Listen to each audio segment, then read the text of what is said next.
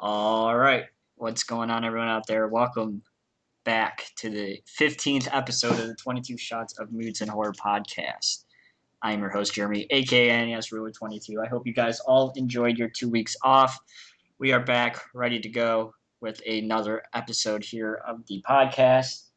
We're going to be back to our regularly programmed events, starting out with JP with his news. We got 3 weeks worth of news pretty much, so JP is going to be covering pretty much quite a bit of stuff that's been going on in the horror world. Then we'll pass it on to Mr. Moodz for the Mood Swing, where this week's question was the top 5 zombie films post the year 2000, which had some interesting answers. I was reading them online and stuff like that. Then we'll be hopping into, of course, of what we watched. Then we'll be hopping into a deep discussion on the film Banshee Chapter, which came out, I think, in 2013, but it got released in 2014. So, JP, you want to start out with the news? Yeah. And I just a little disclaimer. I cut a lot of the news out because it was just getting, insane with the amount of stuff over the past 3 weeks. So I cut a lot of the minor stuff out and really just picked the biggest news topics, kind of, or the ones that I felt were the biggest.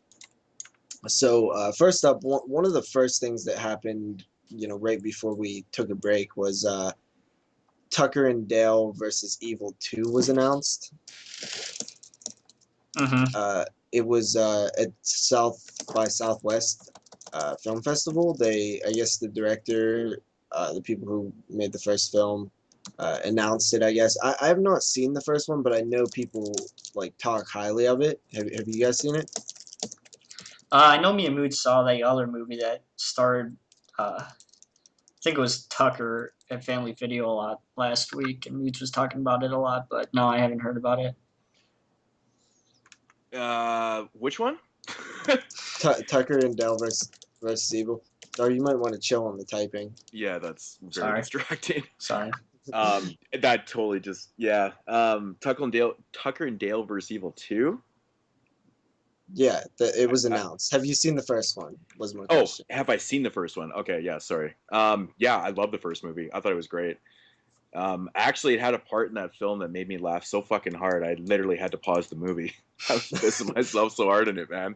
And I actually rewound it and watched it like 4 times. It's just the way they did it was so funny.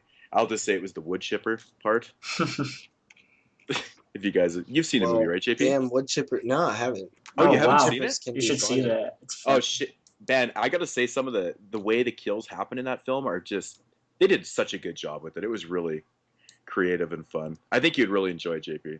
Yeah, you know what? When I thought I went to watch Jack Brooks' Monster Slayer or Monster Hunter, whatever it was, and I actually thought that was Tucker and Dale because I knew of Tucker and Dale, and for some reason I thought that was the movie, but it turns out it wasn't. So yeah, I'm definitely curious to check out that one. Now that there's a sequel on the way, even more reason to check out the first one. That's awesome. That's just gonna be a sequel. I'm very curious to find out how they're gonna do the sequel because the first one worked so well, how they did it, right? I don't want to give anything away if you haven't seen the movie or nothing, but I know just the way it develops and the way everything happens to Tucker and Dale and stuff. To do a sequel, I think is kind of, I'm intrigued. So, correct me if I'm wrong, but doesn't it kind of play on the stereotypes and cliches of what you would think a hillbilly horror film would be like, but it's kind of done in a comedic way or something? Is it something like that? Yeah, it's totally done like that. It's basically Tucker and Dale are perceived as being, the bad guys because they look kind of rough. They kind of look like they're backwoods hillbilly rednecks and shit. And you got all these pretty ass people that are around, and they're just perceived as being, the bad guys, and shit just kind of goes down from there, which, in fact, they aren't really doing what they're supposedly doing in the film. But I don't think that's giving anything away, but yeah, I don't know. Very curious to see how they're going to work the sequel. Yeah, that is strange. It's like making a Shaun of the Dead sequel. It's like, how are they going to do that? Yeah, it's kind of gets me thinking a little bit. But you know what? To be honest, though, I think I'm still going to check it out. I'm curious because I mean, those guys played their characters so fucking well in that film. I mean, just to see those characters back on the screen would be a plus. But yeah, I don't know. So it has been announced. Is that what you said, JP? Like I said, I grabbed this news like right before we didn't record the last show. Yeah. So it's been a while. Yeah. And I'm pretty sure that it was announced. I don't know if any further development has like happened with it, but I think it was just an announcement. It was at like a panel and they just announced it. Yeah, I think I briefly read like a little blip on it too, but I just kind of, like how you kind of read things in passing and stuff, and there's Yeah, always especially after there's always sequels happening, yeah, but yeah. So I just didn't really whatever. Speaking Well, of sequels, go ahead. Nope, that's it. All right. Speaking of sequels happening, Prometheus 2 is, I guess, finally in production. I mean, this has been talked about since the first Prometheus happened. Well, I think And there's supposed to be 3 Prometheus films that is making up the whole prequel to Alien, right? I think that's how they said it. Because I think a lot of people were misconceived by Prometheus, thinking that the film, when it came out, was going to be, the direct prequel to Alien. But in fact, there's actually like 3-part kind of deal that is supposed to make up the whole prequel and then leads into Alien. I think that's why people are so confused. Like, it's a fucking prequel. But I think this is like the start of it. Hence part 2 and 3 that should be coming out. Well, originally it was conceived as a trilogy, but I guess what happened, which like most things do, like you look at Scream 4, that was originally conceived as a trilogy, and quickly as the studio, got further into production, they're like, you know what, maybe we should just make one film and see what happens. And I think that's kind of what was going on with Prometheus, and they really didn't have a complete idea, because what you hope when going into these like types of films is you hope that they have this big grand story already planned out, and usually what ends up happening is they got one film planned out and then they're like, we'll figure out the rest when we get to it. And I think that's kind of what happened with Prometheus. I think that they just kind of said that they had a trilogy worked out, and maybe they did, but eventually got away from that. I think from what maybe they originally had an idea, but I think by the end of it they just had the one film, because now this one, I could be wrong, but I think maybe a different writer is working on it, and it's also a they're going to do it, they're setting out to make it more quote alien-y. So I guess they are trying to make it more of like an Alien prequel now, because I don't know if you've seen Prometheus, but it really wasn't an alien. It really had nothing to do with the Alien series besides just being set in the world, which I thought worked. Yeah. And I really liked the first film. Yeah, I thought it was good too, actually, to be honest. I thought it was a little disappointing, but I thought it was all right. Yeah, I thought it was decent. Like, I didn't think it was mind-blowing or anything, but I thought it was good for what it was. I don't think it deserved as much shit that it was taking. I think, like I said before, I think people were just kind of misled on the whole Prometheus thing, assuming it was going to be a direct prequel right to Alien. So I think people went into thinking it, and they watched it, and they went, "What the fuck is this?" Which is explainable. I mean, honestly, if I was led to believe the same thing, I guess I kind of knew exactly. I mean, a little bit more that it was supposed to be, a larger scaled prequel. So I had that conception of the film going in, so it worked for me.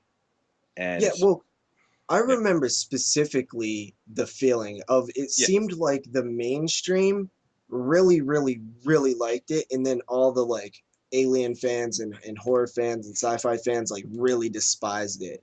Yeah. I found myself not being part of the mainstream and not being part of that hardcore Alien fan, because I just kind of like the series. I'm not like into it as much as a lot of people just love that series and love the characters and stuff.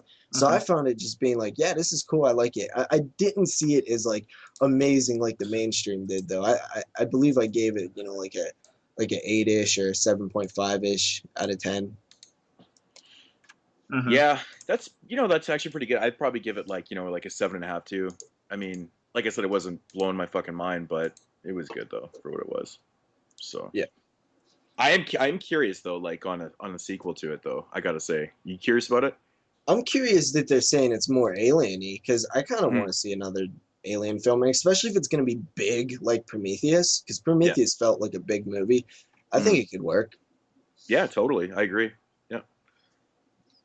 After that, we have kind of not really news, just kind of like more kind of fanning the fire a bit on Blair Witch 3, which I don't even know how, like, I have no idea what that film would be like.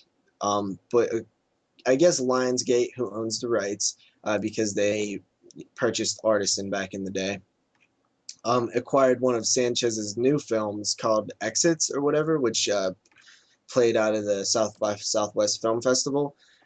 And, reuniting Sanchez with Lionsgate, possibilities of a new, Blair Witch might happen.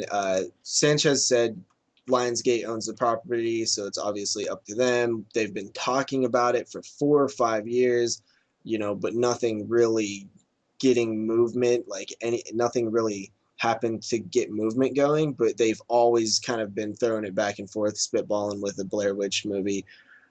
And I don't know what. Is this just an idea? Like, is there anything like, said of what they're going to do with it? Because, we all know that between Blair Witch and Blair Witch 2, they're like completely different films. And I know, and I'm not really sure what that's what I'm confused about, is because from what I remember, Sanchez didn't really care for the idea of doing the real movie Blair Witch 2. So I think he would probably take it back to the found footage route. I don't think you can do anything with the series. Like, I just don't think that it would work the same way anymore. Like, I would like to say that it could, but it's. I don't know what you could do. What could you do? To be honest, I don't know. Like, I mean, but I think maybe that's probably kind of a good thing, because you can really do anything you want, because you look at Blair Witch 1 and then you look at the second movie, why not just do something completely, obscure to those? Well, let me ask you this. Right? Do you do the found footage and try to, play the whole marketing thing where the play it as like real, or do you just kind of make a found footage film that's, known as a movie, but about kids going to see the Blair Witch or whatever, or do you make a regular movie like Blair Witch 2? Or do you combine the two? Exactly, right? Like, just totally fucking just do something totally. I don't know. I don't know. I think I know what honest, I would do. I don't think I would do anything found footage, to be honest, because I think the second you lean towards a found footage, you're going, okay, are they going to be doing something on the same lines as the first one? And, like, you don't want to recreate that. I mean, you're not going to. But I think with the found footage, I think it's actually a bad idea to go back to that. I think to do something totally different, like maybe, I don't know, maybe like, I don't know, like, to be honest, I don't know. But I really think is a hard one to figure out. That's the thing. Like, I'm trying to, just think of it on the spot. But I think the found footage angle, I think, might be, I don't know, might be devastating to it, or it could really work. I don't know. You know what I'm saying? Like, it's. The thing is, you would really have to think about this. You have good story ideas just based off of the first Blair Witch film. Like all the backstories and stuff that could be explored further if you do it in a regular movie style. And I think that would probably be your best bet, is to go regular movie. But then it kind of loses some of the appeal that most people like about the Blair Witch. So it's like, it really is, what do you do? And I honestly think that this is just one of those things that I really don't think it could really do another sequel. And I really like this second film, which I think a lot of people hate it. And, maybe they don't want to see something like that. But I actually wouldn't mind seeing something like the second film again. Yeah, the second film was one that I always kind of liked too. And I like the fact that it was completely different than the first one. And I don't know if that's the reason why people disliked it so much.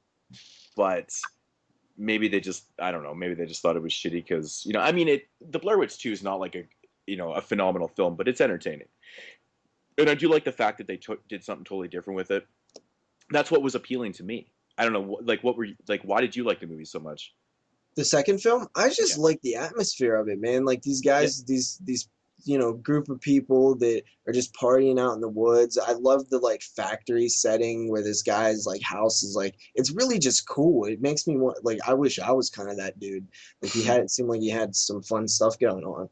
And like the whole documentary angle, you didn't think was like a little kind of cliched to do. I guess not really document. I guess what they were doing, and they were more or less. Well, it was kind of a documentary thing, though, wasn't it?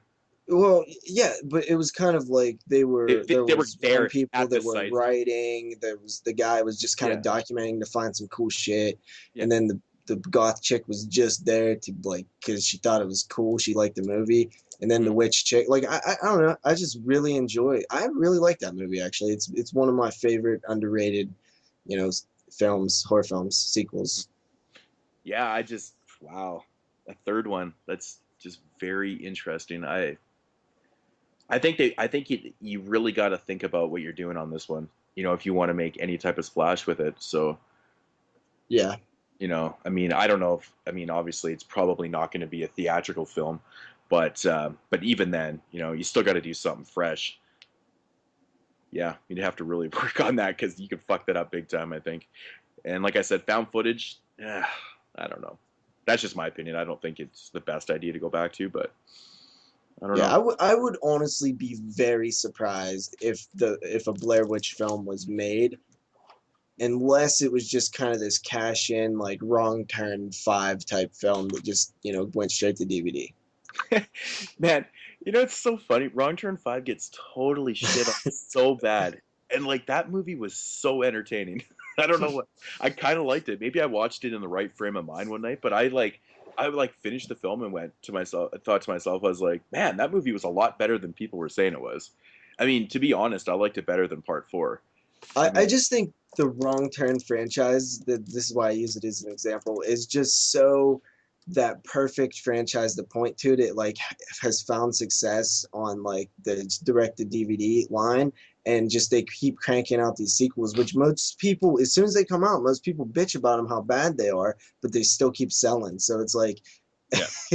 But the thing is, though, the people that are bitching and complaining that Part 5 was fucking ass cheeks, well, you still fucking bought it. Like they're still buying these films. Like, I mean, Part 3 I thought was an abomination. Like, I thought it was terrible, but it didn't defer me from buying Part 4 and 5. I didn't even think Part 4 was that great. After I watched it a couple times, I was like, this movie's actually not that great. But I like Part 5. And I will buy Part 6 when it comes out. You know what I'm saying? Yeah.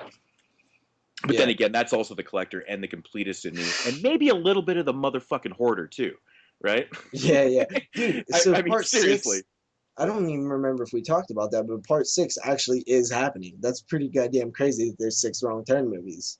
I know, it really actually is. And considering, the first Wrong Turn is the only theatrical film. And you know what else I love growing. about this, dude? Is, from what I understand, Wrong Turn 6 is actually called Wrong Turn 6. Like, I mean, it'll probably have some kind of tagline next to it, but like, I'm pretty sure it is like still numbered. And I love when series like use the number, like stay numbered them, because the higher you get, the more need there is for a number. So, keep numbering them. Don't stop after Part 4 and then start calling it like Hellraiser Bloodline or whatever. I'm actually quite surprised that they didn't take some stupid angle like, Wrong Turn 666. They took a wrong turn off Route 666 or 66. Yeah. Or some cheesy, corny thing like that. But it always reminds. It isn't out yet, so. That is true. That's very well might still happen, but it's kind of like Children of the Corn 666. It's like it's corny, but Halloween 6 was 666 at one time, I believe. Yeah, and that's the thing. Like it's kind of corny, but at the same time, it catches your eyes. So I mean, if they did something like that, it'd be pretty funny. But could you imagine taking a wrong turn off Route 66, wrong turn 666? I can already see the fucking trailer, man. Oh, it's so good. But yeah, so I mean, I think that's it for Blair Witch 3. Oh yeah, Blair Witch 3. Jeremy, do you have anything to say about that one? I haven't seen the sequel, so. Oh, you got to check it out, man. It's actually not that bad. Yeah. So then, From Dusk Till Dawn has been greenlit for a second season. So I guess it did well enough. You know what? Honestly, it had a lot of like bad reviews, like critically on like horror sites and stuff. But anybody that I've kind of talked to on like a one-on-one, like individual basis, have all said it was pretty cool. I actually only watched the first 2 episodes. I'm gonna record them all on DVR and then like binge watch them one day. But yeah, I mean, it was way better than I was expecting. Like, Yeah, it didn't blow me away like it did Rich over at the Devil's Eyes, but I definitely was pretty surprised. most people I've talked to about it's like the consensus I've been getting from it is that it definitely is better than originally, that individual thought it was going to be. So I think that's why it's doing is way better. I think people just weren't they just weren't willing to give it any type of credit, because I Yeah. think it was, because starting out, they were basically using the original storyline from like the film, just kind of putting their own little thing. And I think people were kind of like, well, It's kind of a that remake, is what it yeah, is. that's essentially what it is. It's like how many episodes are in the first season then? Is it like a mini kind of No, season or I think it's like a full season, like 10, 12 episodes. okay. So yeah, and and the consensus I've been hearing, it is better than initially thought and stuff. So that's kind of cool though, but it's not mind blowing, you Yeah. know. But honestly, I think I'll give it a shot once it comes out on DVD or something like that. Everybody knows me; I don't watch shit on TV, so once it I gets mean, released, I'll give it a shot. But you are going to have to disconnect a bit. Like, you're going to have to get over the fact that these characters are played by different actors.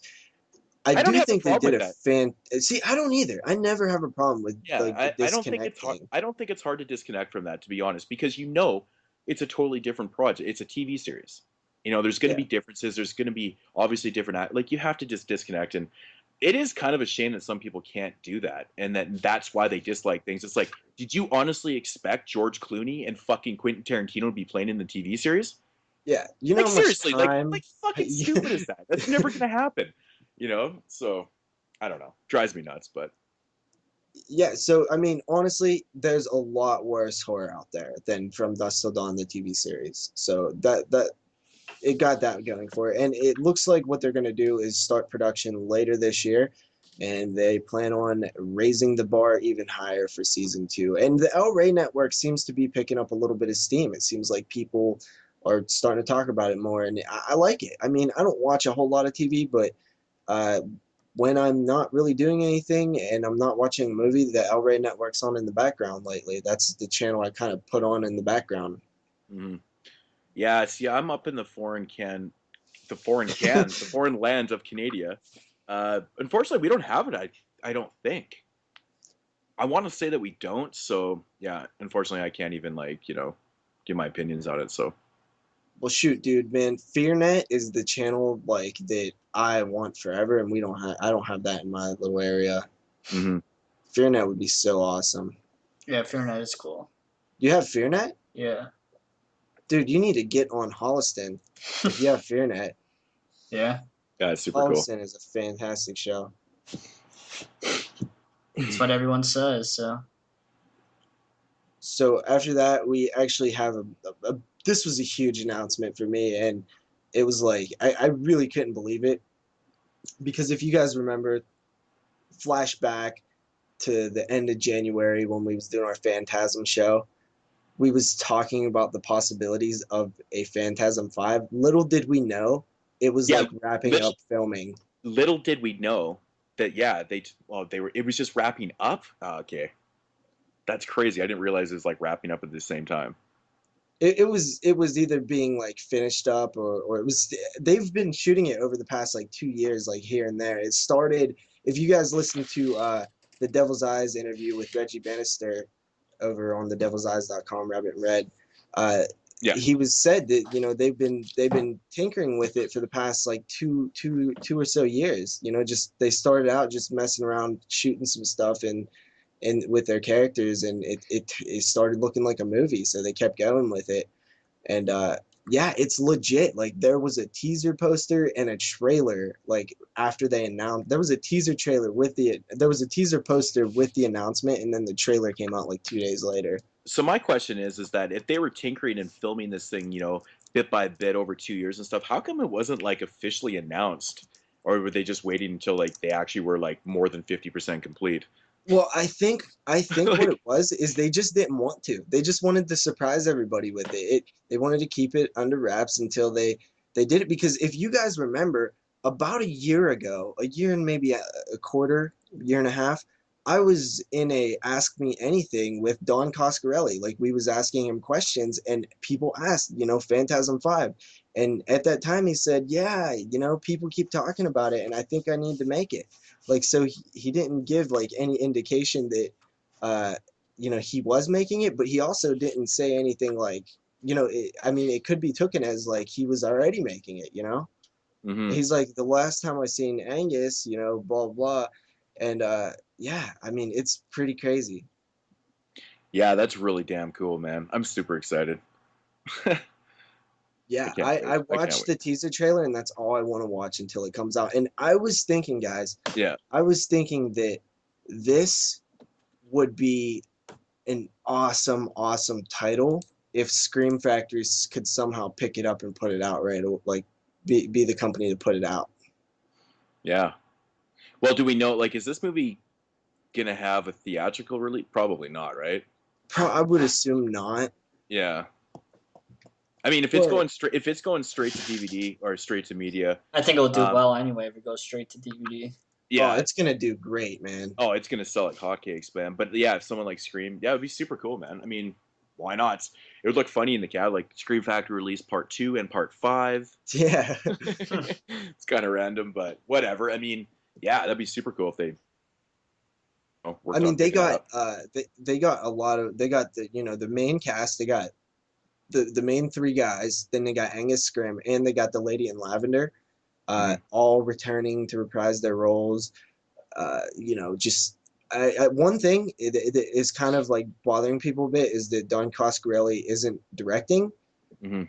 But I want to say that even if he doesn't have like an official like writer credit, I did hear that he had a part in writing it. Like, him and the writer sat down and wrote it together.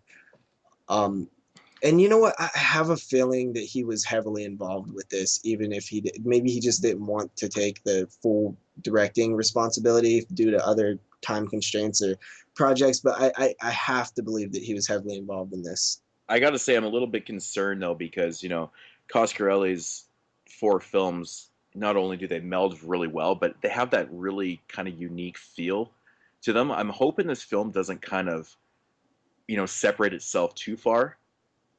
Because I mean, it's going to be hard for that director to kind of capture Coscarelli's atmosphere and stuff. I mean, but who knows? Maybe that's just me thinking or just assuming it's not going to be the same thing. But I hope it's not like something kind of so different that it really just kind of feels like Part 5 was made. You know what I'm saying? Mm-hmm.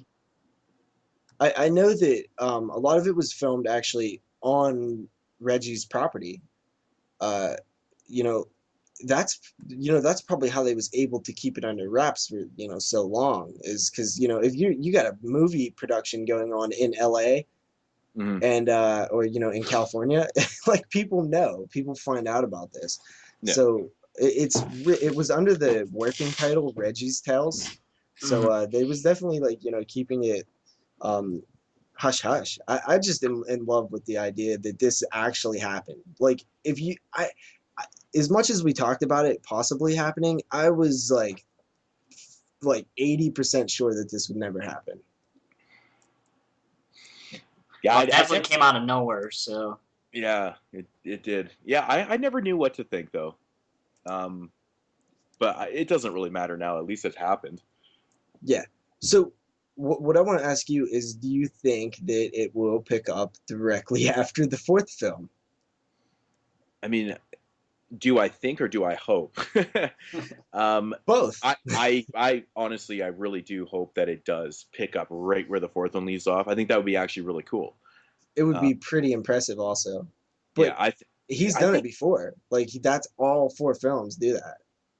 and that's my point. I think it would be a smart thing to do. Just kind of continue that continuity and keep that flow going. I mean, that way it's actually going to feel, more like a Coscarelli film than anything, even though he's not directing it and stuff, right? Yeah. And so, I mean, I think if they do that, that would just probably be the best thing and the most intriguing and inviting thing right off the bat when you watch that film, you're like, holy shit, it's taking place right after part 4. This is fucking awesome. You know, how can this go wrong? So, yeah, I think it would be the smart thing to do. I hope that they do that. Are they going to do it? Yes, they are going to do that. I think so too. I definitely think they will. And just to, I have high hopes for Phantasm 5. And from what I understand, due to the interview over at thedevilseyes.com, is that they were kind of editing it while they was shooting it. So it's probably going to be out sooner rather than later. That was my next question. If there was actually, I mean, if they wrapped up when we were doing the show, it's been a while, so it's got to be heavily into the editing process. So are we talking like kind of fall time maybe? That's what I would do. I think that's what they should aim for. That would be so cool. Yeah. After that, this is some news you guys will probably like. Chilling Visions, that 5 senses of fear thing. Mm-hmm. Hell There's yeah. a sequel Nice. coming along. Nice. It's called Chilling Visions 5 States of Fear. Solid. They're going to use 5 up-and-coming filmmakers, each whom will create a short based on a subject of the anthology. The film will air July 11th. I guess it's for the Chiller channel. And I'm not exactly sure what it's about because I probably should have, looked more into that, but it's been a while. You know what? It sounds good to me. I really enjoyed the first one. I know when it first came out, people are kind of giving a lot of mixed opinions and stuff, and it doesn't bother me when I hear that stuff. I always check it out for myself. But I've really enjoyed it. You've seen it, right, JP? No, I actually haven't. Ooh, That's right. I couldn't remember if you'd seen it after, because I think when Jeremy talked about it on a podcast a while back, I couldn't remember if you'd seen it since. So, but yeah, I thought it was really well made, and for a chiller film. I mean, I hate saying that because I've always kind of respected a lot of TV type films and stuff in the past. I know they're not really what they used to be. I hate saying that phrase too, but you have to admit though the TV films that were made in the 70s and like in the early 80s and stuff are really well done. There's a lot of them that really have that legit type, kind of feel to them.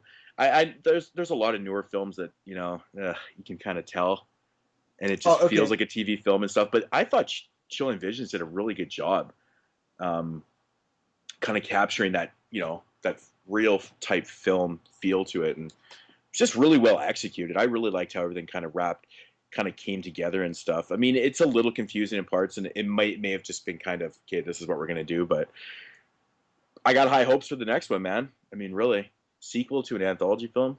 So actually, the concept behind this one is 5 basic human fears. It's probably like phobia type stuff. Yeah. They won't have my phobia on there, I could tell you that. Moodz knows what it is now, which is even funnier. If they have a phobia of heights on there, that would be intriguing because I doubt they'll have dishwater phobia on there. Well, mine's mine's not as bad as dishwater, but it's up there. Dishwater? Oh man. That's so good. No, I bet you they're probably going to be like, what are the most common type phobias? Heights, spiders, arachnophobia, yeah, fear of spiders, darkness, claustrophobia. Agoraphobia. Agoraphobia. I don't know if agoraphobia is actually like one of the. If it's really definitely not common. I don't think it's that common, but I think claustrophobia is a big phobia too. Yeah, claustrophobia is like probably top 5. Yeah, I know heights. I think is the #1 phobia in the world. I think people have this terrifying fear of heights, like I do. Yeah. But so I don't know. I think it'd be kind of cool. It's a cool concept. Mm-hmm. On to some TV news. Wes Craven is actually supposed to be directing the pilot for the Scream TV series. A Scream series? Yeah, that's been in production for a while. It got greenlit a couple months back. Yeah. I'm still intrigued by what exactly the series is how it's gonna play out. Well, there is a little description, and it says that the rules of a slasher movie is the center of the new series, as it has been in the franchise. The pilot explores a YouTube video that has gone viral and causes problems for the protagonist, Audrey, who is caught in the middle of a murder in the town's troubled past. That's our description. Huh. Okay, well, let's see. Yeah, so I have no idea what they're gonna do with this, but honestly, it kind of feels like it's going to take place like in a high school. Like it's all going to be kind of like a teen kind of high school type thing. I guess like Scream, but yeah, a lot to do in the school though. It just seems like the way I pictured it away was like a lot of classroom, scenes, and I don't know. That's weird that I just it's gonna be like fucking Degrassi with his slasher film in it. Man, we can only hope, man. Fuck, maybe the original Degrassi series from the '80s was the shit. Jane Silent Bob meets Degrassi. That is a real thing. Yeah, I know. Well, Kevin Smith actually owns the rights to the original Degrassi series. He bought all does the he episodes. really? Yeah, that's why I did not know that. Yeah, from the original '80s series. That's why he was so connected with doing the new generation Degrassi, and that's why. So he was a fan then, huh? Massive fan. Like he owns the whole series.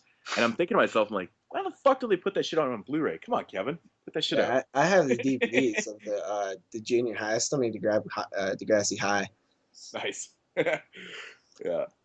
But yeah, I mean, you know what? The Scream series seems to lend itself to that MTV generation anyway. Who knows what the hell this is going to be like? All I know is Craven's, directing something. So that's pretty cool, at least.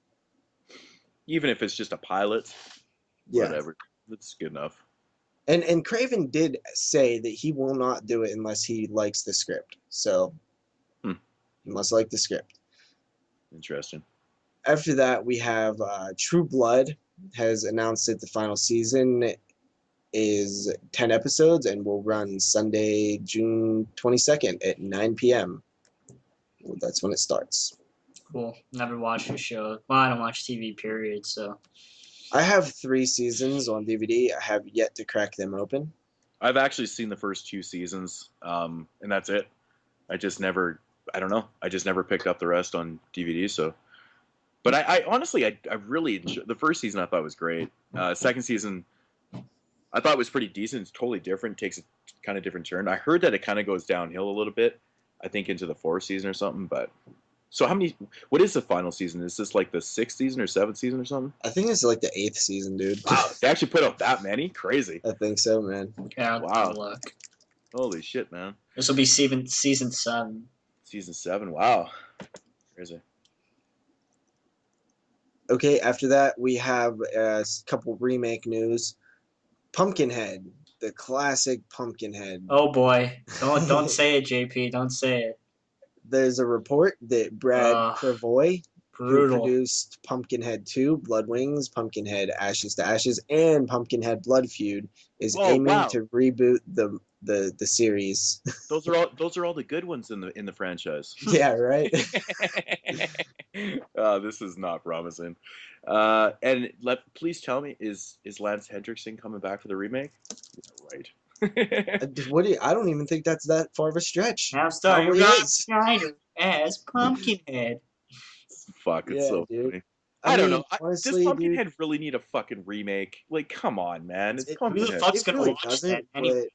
I would watch it. I'm curious. Okay, besides you. I don't think Pumpkinhead is... The thing... This is exactly why the Pumpkinhead remake will not work. Because they will not have a strong effects guy behind it, like the original Pumpkinhead had. Pumpkinhead, like, succeeds, like, almost solely on just how damn creepy that thing is, and just even everything, like the witch. And I was gonna say, and they're not gonna have that really creepy fucking witch. Yeah.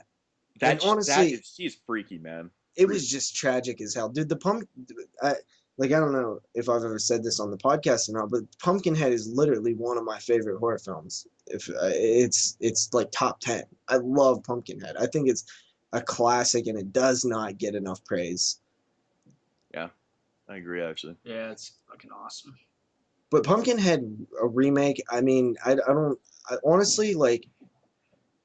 I don't see like it's not that crazy of an idea to me because it's like why not? Why would they not remake it by now?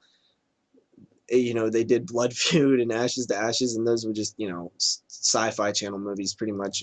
Why would they not try to, you know, make a big budget remake or whatever? But I just don't see how it would really work. Yeah, I don't know. Is it going to be modern? Because I it don't doesn't. understand. Pumpkinhead doesn't feel modern to me. It just doesn't. I don't know. It's better than another Wishmaster movie, I could say. So. No, fuck that. Bring the Jin back. I could handle another Wishmaster movie. Why not? It's been a little bit, I guess. I guess it's been what, 12 years, so I guess so. Wishmaster just has a great concept that I feel like they never, even with the original films, they never really done like it to its full potential. Like it just seems like there's so much potential there to, you know, the be careful what you wish for thing can be like so big, and there's just so many possibilities with that. Mm-hmm. Yeah, so Pumpkinhead Remake, I don't even know about that. That's crazy. I don't know. I don't know what to think about it. Personally, I'm kind of against it because I just feel the film doesn't need to be remade. Like I don't understand. I mean, I would rather see, you know, someone just do a sequel. Maybe not like maybe not a, you know, made for TV sci-fi one. Because those, yeah, they were for the sci-fi, right? Yeah. Same with the Wishmaster series. I think the last couple for that were sci-fi films. And if any of you guys see Pumpkinhead 4, pick that shit up. It's out of print. Fucking fetches good cash. I have it. Yeah, me too. But yeah, I don't know. Maybe just I don't think that movie needs remade well, at all.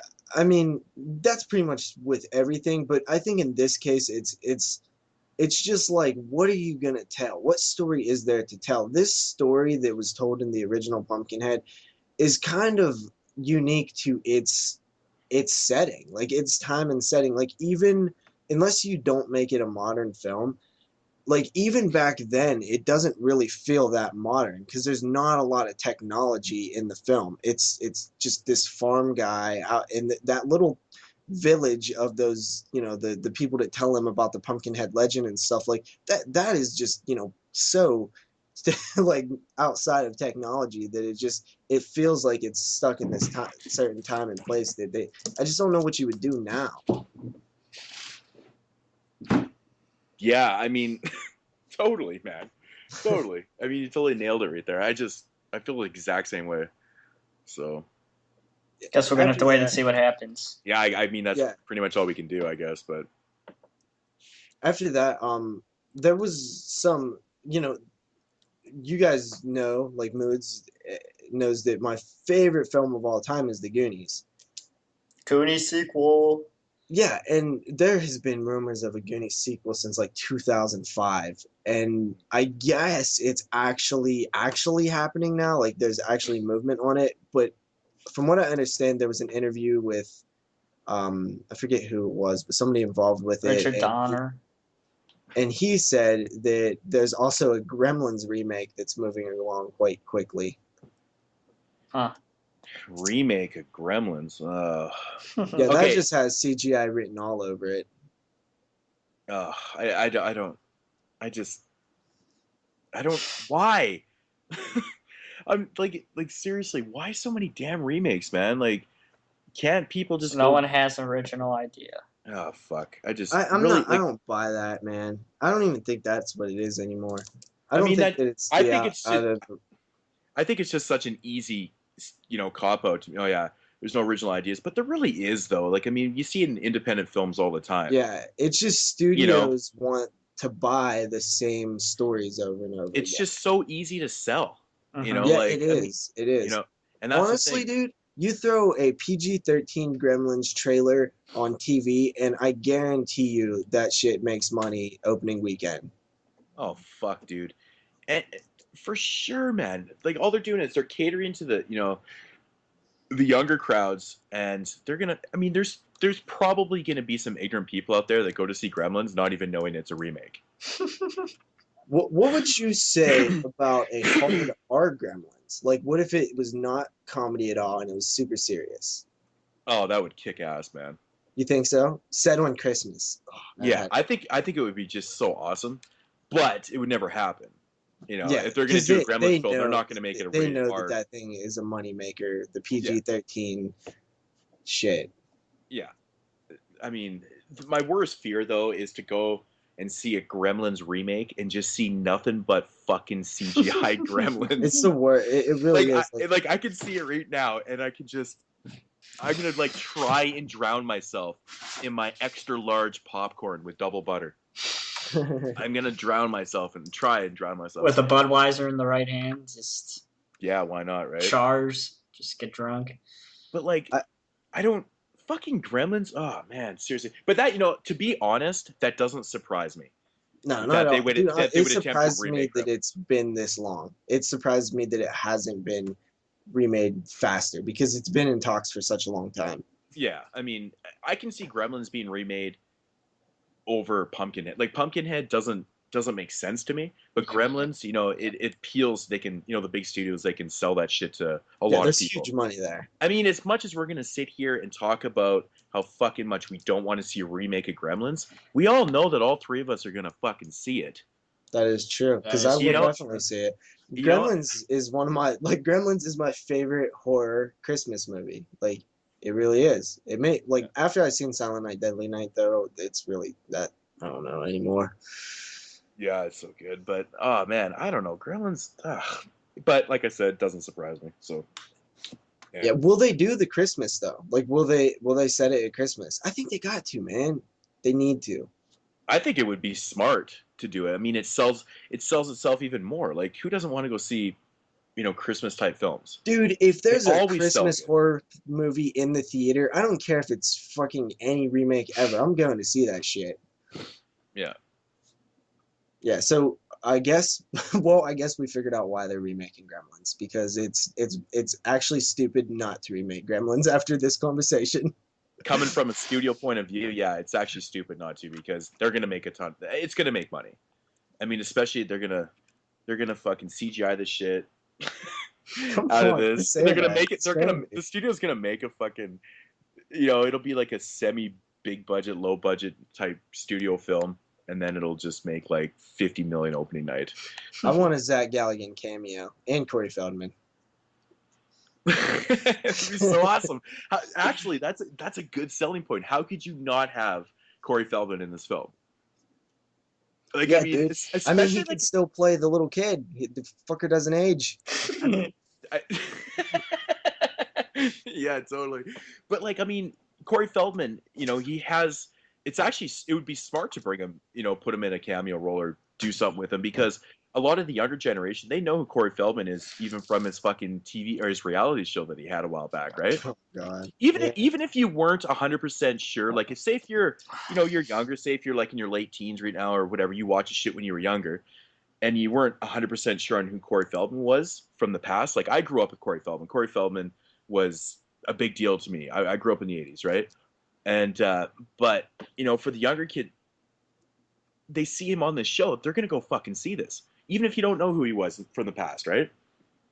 Oh yeah. I'm sure they're gonna go. No matter who you are, like what age, I think by the age of 13, you've probably seen a Corey Feldman film, something probably that he was in. Yeah. I mean, yeah, I bet you, a lot of younger kids these days, they've probably seen films, like The Goonies, and they've seen Stand By Me, and they've probably seen films like this. These are type films that just seem to. Shit, they've probably seen Gremlins. Friday the 13th Part 4. Come on, man. Yeah, Friday 4. Which came out today. I mean, the list that goes is true. on and on. This is the 30th anniversary of Friday the 13th 4 or some shit. No way. Yeah, nice. Came out today. And I love Friday the 13th 4 too. So, yeah. After that, we have the Asylum. You guys know the Asylum, right? Sharknado, Snakes on a Train, fucking I Am Omega. Very famous for their mockbusters. Yes.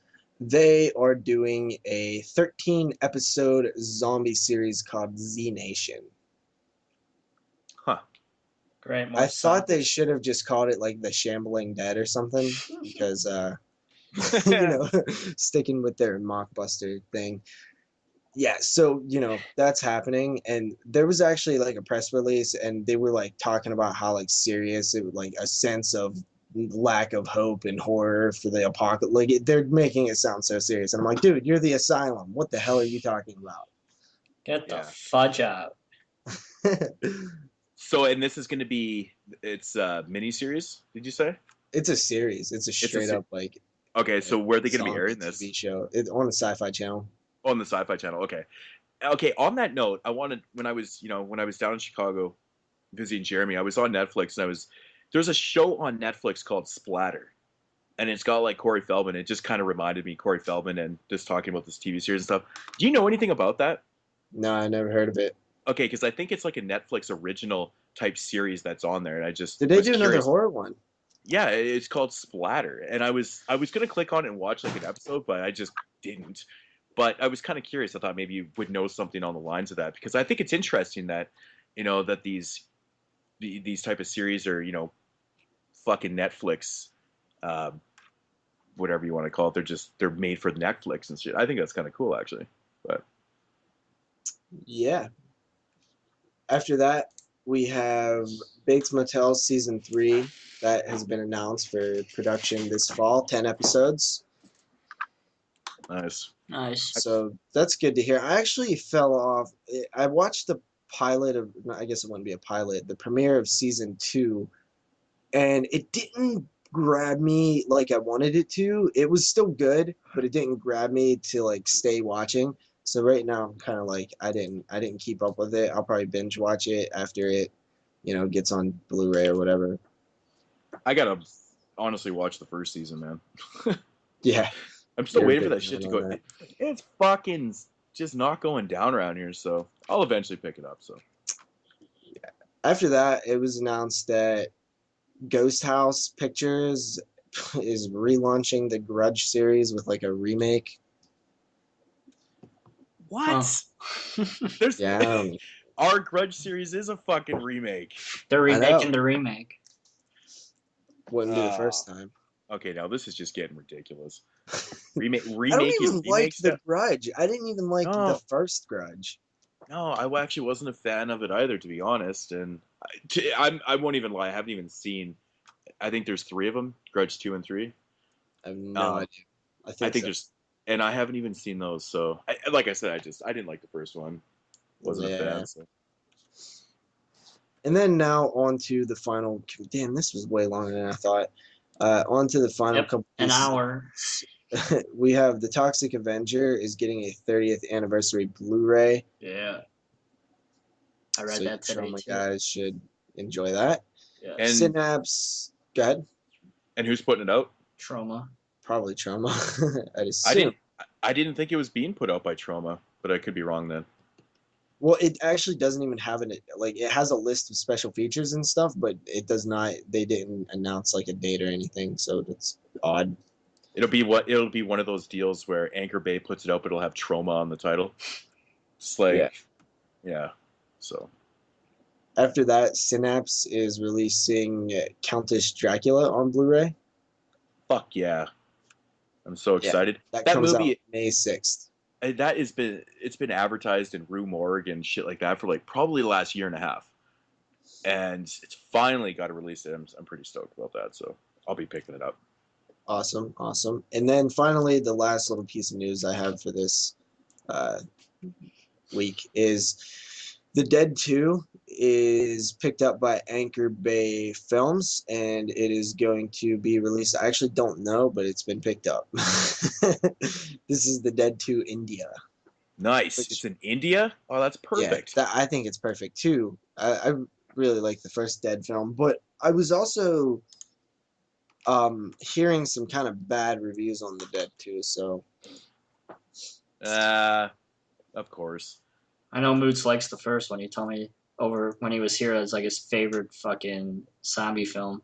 One of the best zombie films. So yeah, I really enjoyed The Dead. I thought it was a great film, but India, what a great setting that is. I mean, I thought Africa was kick ass for a setting, and India, that's pretty damn cool too. works just as well. I think they're gonna have that shit like right by the fucking Ganges and stuff. Or no, fuck, that's awesome. Yeah, for sure. So that's it for the news, guys. Sorry it was so goddamn long. This 3 weeks worth of news. And that Cut was a lot. that was the condensed version too, right? It was highly condensed. It was like half. Damn. The other stuff was like releases and other stuff that I didn't copy down after a while. Yeah. Q. All right, so Hmm. on to Moodz Swingz. All right. First off, I want to say rest in peace to Oderus Urungus. So fucking sad. I know it's kind of old now. It's been what, 2 weeks or something. So I just want to. That really sucks. And so then I question, like, you know, if Hiolliston decides to go through and make a season 3, I mean, if they get funded or however that's gonna happen, that sucks that there's gonna be no Oderus though. Yeah, I just want to actually Adam Green was like really big on Oderus. Like he really wanted him part of that, and like he really just was like good friends, I guess. Like it's kind of sad.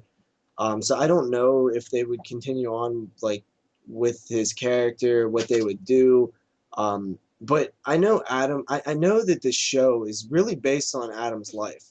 You find out like if you listen to some of the commentaries in Hiolliston 1, like a lot, like even like you would, it's over the top sitcom, but a lot of it has like true things to it. Like the episode Skunked, that's based on like his actual life. Like his dogs got skunked and his parents went to get like vinegar and they didn't have vinegar, so they actually tried to buy douche and they actually did get questioned by the police. Like, what do you, because they were really looking for a prostitution ring in Boston or wherever the hell they're from.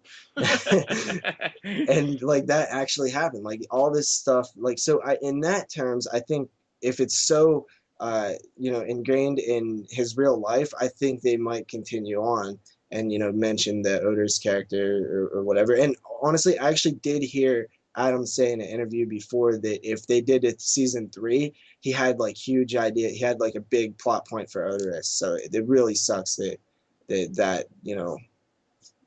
Yeah, that really sucks, man. I thought he was one of the best characters on the show. He's just so funny. But like if they do go ahead with season 3, do you think they'll just kind of revamp the whole thing and maybe just cut out the character? Or do you think I that's honestly even possible? cannot see him doing that. I honestly think they would mention it and do something with the character, like a send off in some way. Yeah. Like yeah, I know they'll have the in memory of Oderus, at the end or whatever, but I really do think that they would do something. I think that even that the Oderus guy would want that to happen. Like it really bummed me out because I love Hiolliston. It's literally like one of my favorite shows ever. It's like the best horror show ever made, like comedy wise. And I'm still waiting on my season 2 in the mail. Like I can't wait to get it. Yeah, it's just so sad. I mean, for like all the Guar fans out there and shit, like such a respected band, such an entertaining, violent fucking stage show that they have, man. It's just sucks, man, to see him gone like that. But it's life, I guess. Yeah, I wanted to talk about Cinema Wasteland. Last weekend, I don't even remember what the fucking dates were. I want to say the 4th, 5th, and 6th, I believe, Wasteland was. Yep. In, I guess, just outside of Cleveland, Ohio. Me and Jeremy were there last weekend. Big shout outs to Jason and Crazy, of course, from Beyond the Realms. So such fun guys, man. Yeah, I really want to meet those guys. They just seem like kick-ass dudes. They're so fun to talk. They're huge wrestling fans. So there's so many wrestling fans there. It's fucking insane. It's so fun to talk about wrestling to other wrestling nerds like me. It's a good time. Yeah, I was kind of left out of those conversations. Even fucking Fred Fogel was talking wrestling with me. It was fun as hell, man. Yeah. No, but yeah, that's the guy from Toe Tag. Yeah, and big shout out to to Fred Vogel too, man. Like, all the stories were true about him. That guy really is a nice guy. Yeah. Like insanely nice. Like he was so willing. Like I sat there and talked to him for like an hour, and we shot the shit about everything. He started talking to Jeremy about wrestling.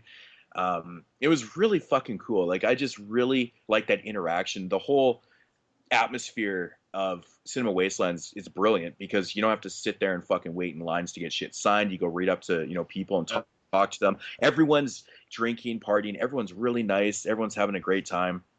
Great fucking place, man. I can't wait to go back. Just so awesome. But yeah, Fred Vogel though, man, like the stories that he was telling you, he's telling stories about Tom Savini and shit. And we were talking about you, JP. We were talking about you. Me? Yes, and Tom Savini. And how you said he was a dick. Really? I did not say he was a dick. I actually defended that. Didn't think he was a dick. But that dude's a Pittsburgh native. That's pretty cool, man. Yeah. But yeah, Cinema Wasteland picked up lots of shit. I don't think Jeremy picked up a whole lot of stuff there, but well, I picked up Wrestlers versus Zombies, which we'll get to later on in the show.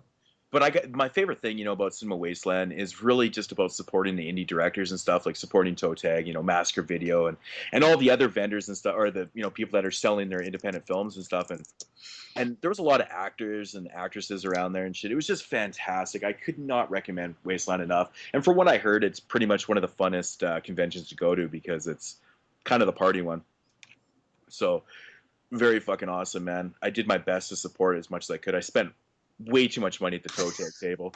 Like I was just buying shit up left and right. But I did find a lot of films I actually intended to buy, and like if I found them there, which was awesome.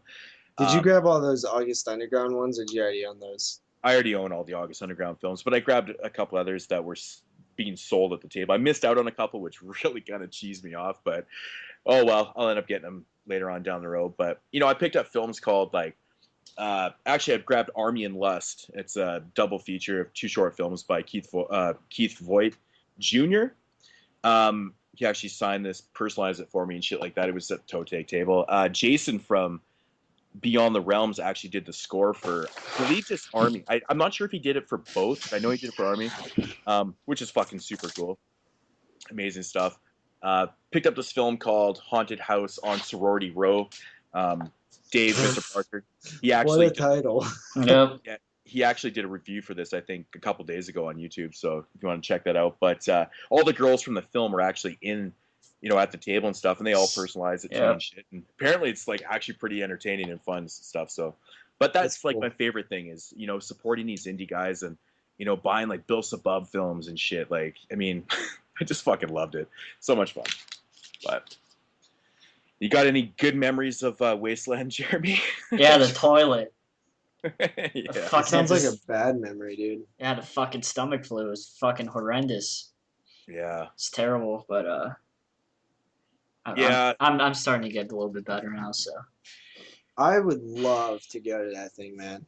Oh, it's closer to you than it is to me in Moodz. Yeah, definitely I'm trying to do some shit soon with this fucking life of mine.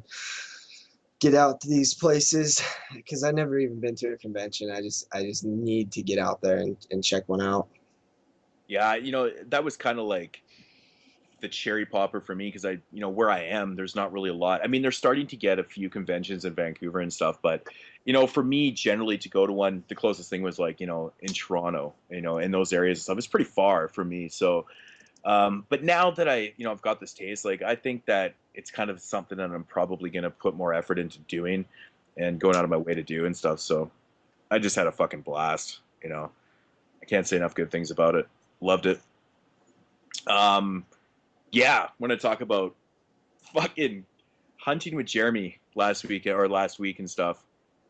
Fucking Family Video really is the shit. I gotta say that, man. Like you always fucking hear in these stories, like, always telling me, these 2 for $3 and all this shit. Man, the shit that we were fucking finding in these places, man. For anybody out there that just doesn't want to go out and get their hands dirty, go from place to place and shit, really go out and do it. I mean, Family Video, like, everyone was so different. We would find shit at certain places that wasn't for sale and vice versa, blah, blah, blah. Got really good deals and stuff. But I think, the one best score is... at Half Price Books. Yeah. Half Price Books, man. I came across a film I've been looking for. Originally, I don't know if you guys obviously remember my 81 series, but when I was, prepping to do that series like 6 months before the year started, I had this movie on my list called Seduction from 1981, and obviously the online prices were retarded and shit like that. I'm going, through the films in half price books and come across this film for $5. Like, it's just such a fucking fluke to find. It slipped through the cracks for sure. It totally did, because it was selling for, it was $4.99, and such a great deal because it's selling online for, I don't know what Jeremy said, $40 or something. Yeah, like $40. So I mean, this is the type of shit that just really makes your hunting experience worth it. You know, I mean, I don't care that it's worth that much money. I just really wanted the film, but it was nice to find something, you know, kind of obscure out in the wild like that I really actually wanted. You know, yes. Fucking such a blast. But yeah, really go out there and get your hands dirty and shit, man. I mean, I don't know how many family videos that we actually did hit up, but it seemed like almost every single one I walked out with some things. It's like 14 or 15. Yeah, we That's hit lots. crazy that you have that many around. And I missed out on half of them. We didn't even hit up the southern suburbs. We just went to the ones like around me. But yeah, I actually went to one of my family videos while you guys were gone too. And I didn't find anything like amazing, but I definitely grabbed some cool titles that I didn't have, and I only paid like $15 for all of it. Yeah, I watched your update. I saw that you hit up the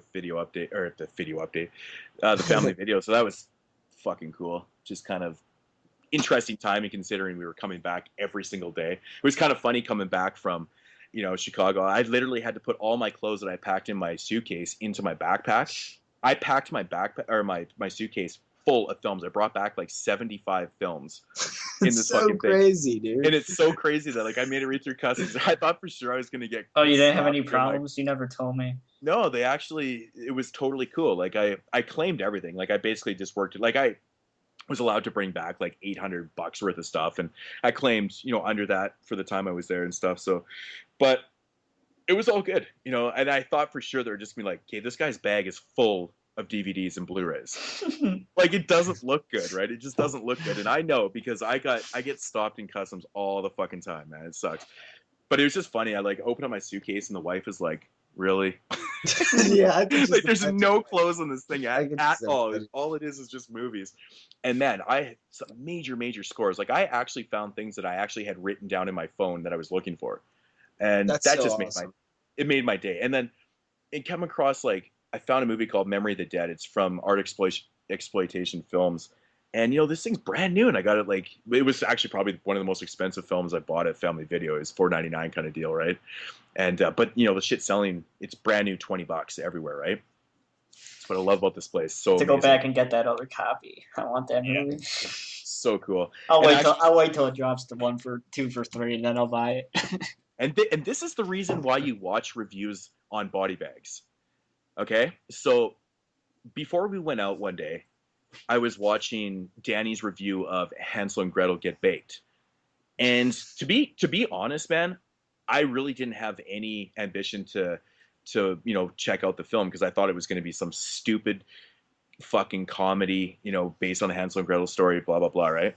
Well, I watched his review, and he says it's basically not a comedy at all. I was like, really? What? That's so crazy. Yeah, I was like, what the fuck? He's like, this movie's actually not a comedy. Well, obviously, I just kind of like made myself. Everybody realize I don't watch. Yeah, and that was the thing, right? And so I came across that family video for $1.50. I'm like, I'm totally grabbing that shit. You know, like, I got to grab that. But it just surprised me, so I had no choice but to pick that up. But to find out that it wasn't a comedy was just kind of blew my fucking mind, because get real, man. It's called Hansel and Gretel Get Baked. Does that not sound like a fucking comedy?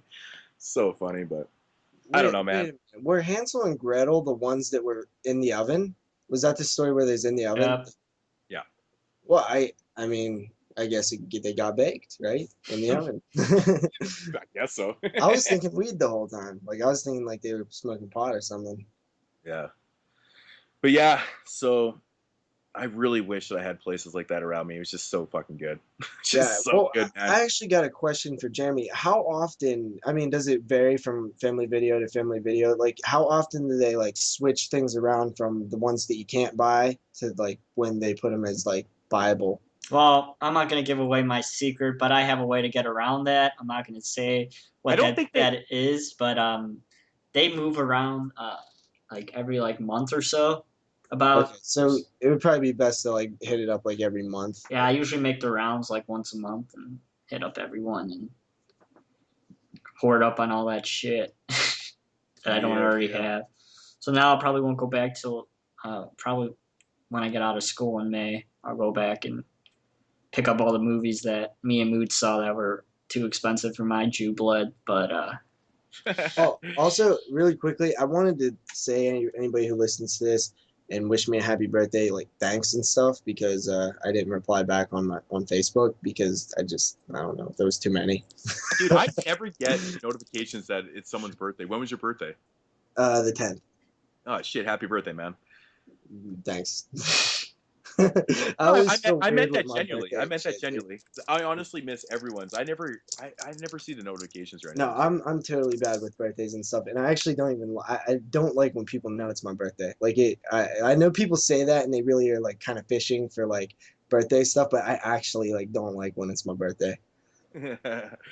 I think the whole birthday thing's kind of silly. I don't really get it. Like you were born on this day, 20 years ago. What the hell does that mean? yeah, I guess. Yeah, I've given these guys shoutouts not on the show, but like on my channel and stuff. But I wanted to just give a couple quick shoutouts to a new guy named Horror Fan Man. I don't know if you guys are subbed to him, but he's from the UK. I will leave the links down below this video. Fucking cool guy, man. He's just up and comer, and he's very, very thankful. Like he gives a shout out to people that are commenting on his videos, like before he does the next one. It's really cool, man. Good horror collection, so check out him.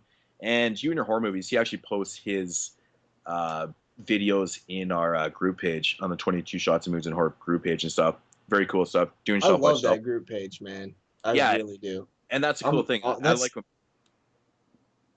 Go ahead. Yeah, so that's what it's there for, show off your collections, talk horror and shit. So very cool stuff. But I hop on that group page, man. That's like 90% of the reason I even get on Facebook. To be honest, I very rarely scroll through, your general feed at all. I'm on the group page constantly. I just keep it to that usually. But yeah, totally. So, I guess we can get into, technically not last week's question. I guess it's like 2 weeks ago. It's like 4 weeks ago. I think it's technically been 3 weeks because 3 weeks. 3 weeks. So yeah, this is definitely the longest break we've ever had. But that question from 3 weeks ago was your top 5 post-2000 zombie films. I actually do have the list here. I'm going to read off the list from, people's responses. There's actually just a few of them. So I like this guy's name on here, Paul Henderson.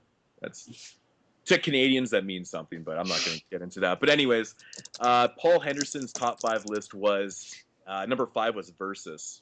Great choice. Number 4 was The Signal. Number 3 was Mutants. Number 2 was Pontypool, which is Canadian. Very interesting, weird film. And number 1 was Dead Snow. So I got some pretty good choices in there. Yeah. Very good stuff. Lost Witches, Z, whatever you want to say. Lost Witches.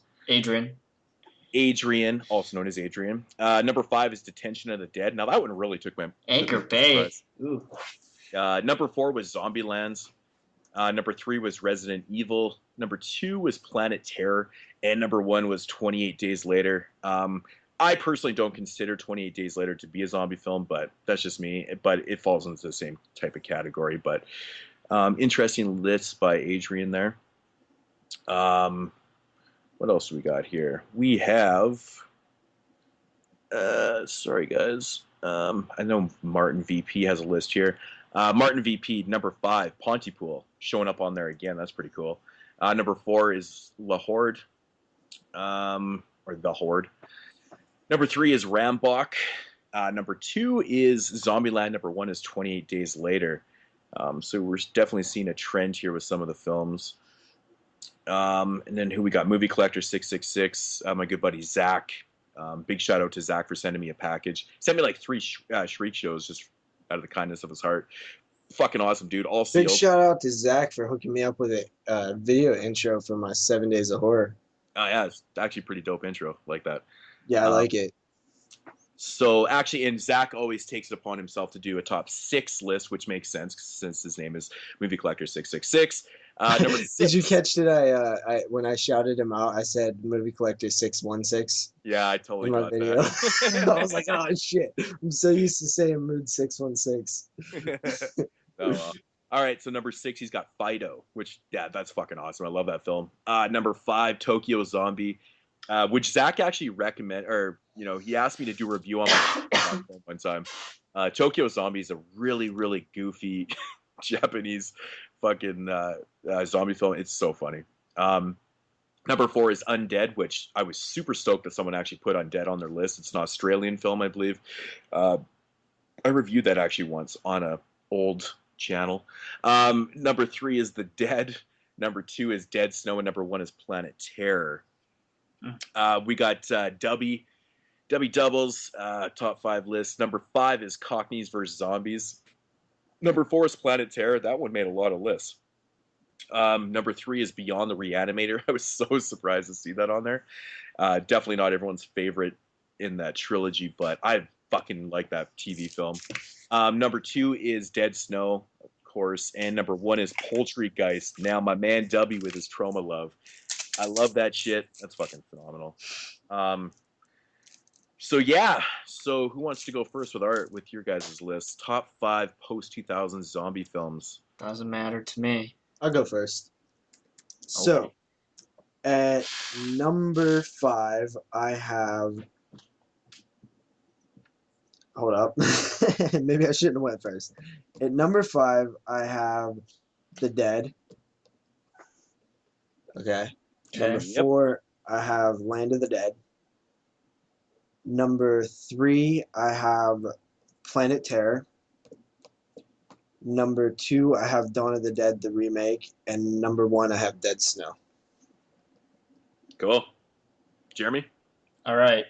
Number 5, I have Dead Snow. Number 4, Planet Terror.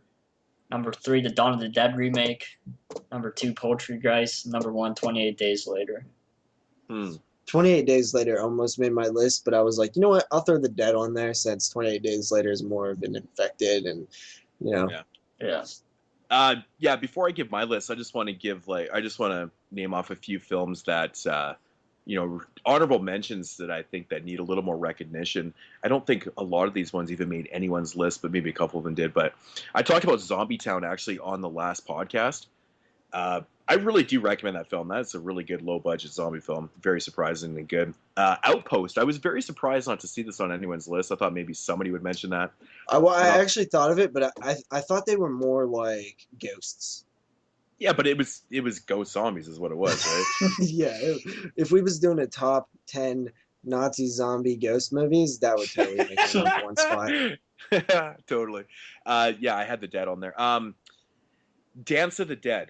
Now, that was another one I was kind of surprised not to see on anyone's list. I thought that movie was surprisingly, in my opinion, surprisingly underrated. Like, I don't know why people don't really talk about that one. You guys seen Dance of the Dead? I haven't. No. It's good. It's good. I've heard good things, though. Yeah, Fido, Undead, Dead Girl. I think Dead Girl is really fun. I actually thought of that one, too, but I was kind of looking for the more traditional, like, zombies, people held up in a location, shooting, battling zombies and stuff. I was kind of thinking of those. Hey, no matter how you look at it, it's still a zombie film. I agree that it would qualify, but just in terms of my qualifications, I kind of changed them a bit. Yeah. Pontypool was said Mulberry Street. Mulberry Street was a part of the After Dark Horror Fest. I think volume 2, maybe. I don't know. It's a good film. I think it's one of the better ones. What do we got here? Tokyo Zombie, The Revenant. That's a really great film. Brain Dead. I reviewed this movie a long time ago. It's actually directed by Kevin Tenney. Kind of an obscure film that was released by Vicious Circle Films. Mm-hmm. Nobody did you ever review seems that to on talk the old about this. Collaboration channel? I did. I and remember it that is review. so fucking entertaining, man. I Such a like good the film. menu. The menu. I remember the menu. Yeah, totally. Junk. If anyone's seen the movie Junk, it's an Asian film. Very cool. I don't know. It's good. Oz Zombies, I believe, is also known as something else. It has another title. I think that's a really fucking entertaining film. It's like from the perspective of the zombies. Have you guys seen this one? I haven't, but I haven't seen it. It's actually pretty funny because it's from the perspective of the zombies. But as we, you see the zombies as zombies, or them as zombies, but they see each other as normal people. Yeah. It's pretty funny. Die and Let Live. It's a zom-com, but it's really Are entertaining. you and naming funny. every zombie like, film that came out in the past 10 years? I haven't even heard man. half of these. These millions. I've reviewed lots of these movies actually, but I know you don't watch my videos. But Attack Girl Swim Team vs. the Undead, another funny one. Retard Dead and George: A Zombie Intervention. I will get into my top 5 list right now. At number 5 is Ty West: The Roost. I think this movie is criminally underrated, man. Criminally underrated. Wait a minute. I don't remember zombies for some reason. That's the whole point. Okay, it was like zombie. Okay, yeah. I just always think bats. The Roost. No, it's been a while since I've seen it. I know what it is. Yeah, I know. I think that movie's insanely underrated. Another film that I did review, but I think it's just phenomenal, man. I think it's a great film. Great atmosphere. Number 4 is Versus. How can you go wrong with Versus, man? That movie is just insane. Poultrygeist. Number 3. Number 2 is Dead Snow. I fucking can't wait for the sequel to that movie. I'm really excited. Yeah. And number 1 is Cockneys vs. Zombies. Really? Wow. I absolutely love Cockneys vs. Zombies. I think it is one of the funnest zombie films to come out in a long time. I don't know if it had anything to do with the fact that, when it got released in Region 1, Scream Factory put it out, but that movie is amazing fun. One of the coolest things about that movie I like is that it kind of reminds me of Return of the Living Dead at the beginning, the way the way everything kind of gets going in the movie. Mm-hmm. You guys have seen this, right? No. You guys... Seriously? You guys haven't watched Cockneys vs. Zombies? I only know a Blu-ray. It's still sealed. Yeah, I haven't watched. I haven't. I just haven't watched it. Oh man, seriously, so good. I think it's so much fun. But anyways, that's my top 5 list. Well, I gotta say, guys, I'm really, really impressed by the fact that neither of you guys had Zombieland or Shaun of the Dead on your list. Thank you so much. Oh yeah, yep, my 2 favorite fucking zombie films. Poultrygeist almost made my list. I actually for not being such a big Troma fan and stuff. I really, really like Poultrygeist. I think it's fucking awesome. I was having a hard time with this list, to be honest. Did you guys find this? Yeah, I had a terrible time with it. I hated this list. I realized that I don't like zombie movies after I did this list, because I only seen 5 of them in the past decade. Well, like I'm saying though, all the other ones that I listed, that's the reason why I had such a long list of films, is because I really wanted to break it down to the ones that I liked, and I was like, you know what? There is a lot of really good post 2000 zombie films out there. A lot of low budget ones. Really, dude, because I looked at it man, there has been nothing even close to the Deads of the 70s and 80s and 60s and. Well, I'm not comparing these movies to them. I'm just saying, post 2000, I think there's a lot of good low budget films. Anything type mainstream, no, not at all. But I agree with that. I'm just saying it just kind of saddened me, because I was like, oh my god, there's no amazing zombie movies in terms of those ones, Return of the Living Dead, any of those. I think Return of the Living Dead Part 2 is better than 90% of all the zombie films I've seen in the past decade. I think you'd probably have a higher appreciation for the newer zombie films if you've seen some of these ones too. Yeah, I think it might. Any of them. I think some of these films you would actually really enjoy, but to be honest, I mean, we all know zombie films are a dime a dozen. There's 10 new ones every week, but so there's a lot of shitty ones. But I thought these ones stuck out. So, for this week's question for next week. I came up with this 3 weeks ago, so I guess I'm sticking to it. But it's kind of like an era question, is the same as this week's post 2000 zombie films. I was thinking about this because this is actually stemming from another conversation I had. I seem to kind of rip off my conversations I'm having with my friends. But I want to know what your top 5 slasher films are of the 90s. Because we all know the 90s is definitely not the decade for slasher films at all. Who's putting Dr. Giggles on their list? But that's the thing, right? And, I guess Scream is probably going to make a lot of people's lists, I would assume. Dude, but if Scream isn't on your list, you're making But when you really break it down, there actually is, obviously there's not as many slasher films from the 90s than there was in the 80s and stuff, and even now. But if you actually think about this, there actually is a lot of good ones, in my opinion, of course. But I'm interested to see people's lists on Should this. be an interesting one. I don't think this one is as hard for me as like the other ones were. No, I mean these questions aren't meant to be hard. I mean if you're struggling with it, then I don't know. It just that sucks because it's not meant to be like that. It's just no. just I don't mean like for, hard as in like a pain to do. I mean like just like trying to come up with films that I like. yeah. But this one should be pretty easy. Yeah, I didn't think this one would be overly that hard. I mean, there's probably a couple films that are probably going to make a lot of lists, but who knows? Who knows? Just definitely look into it because I was kind of looking through my collection going, yeah, there's actually more than I was originally thinking that I actually do care for. So, I don't know. But I think that is going to do it for Mood Swings. Are we waiting for next week with the questions or what's that? The questions that were posted on Facebook. Oh, shit. I completely forgot about because I didn't do that. That's right. Do you have the questions? I do have them. Okay, shoot. We can burn through these pretty quickly. Lost Witch asks, what YouTubers made you want to start doing videos? This one's pretty easy for me. Ryan, 1988, and Endurance Productions.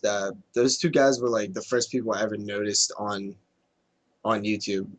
Dude, I wish they were doing the horror stuff. Like I didn't even know that there was like a thing like a horror community. I thought I was the only like horror fan in the world.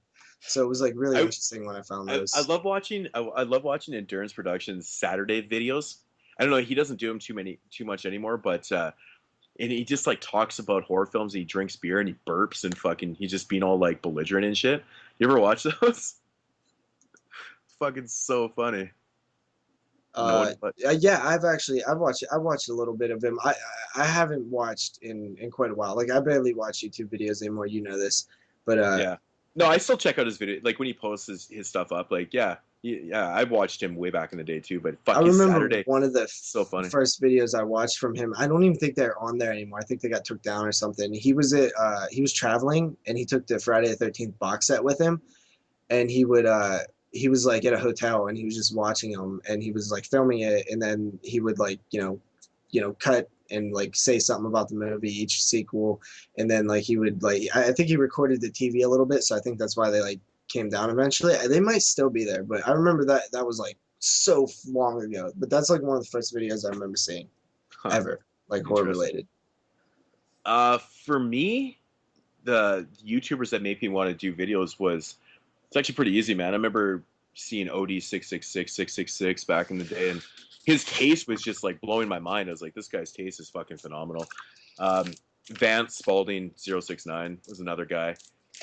Dave, Mr. Parker. Like, I mean, these guys back in the day, like, you just couldn't avoid their videos, man. You type in something and horror related, and their videos were always obviously coming up and stuff. So, that was kind of a no brainer really to watch those films, or to watch those channels. Yeah, thinking of Mr. Parker, I remember like one of the first videos I seen from him was like he had his collection and stuff, and I remember he had like little pieces of paper, like he had paper taped to like his shelf, and it would be like zombies or something. Like he had it like labeled and shit, but it all looked like super ghetto.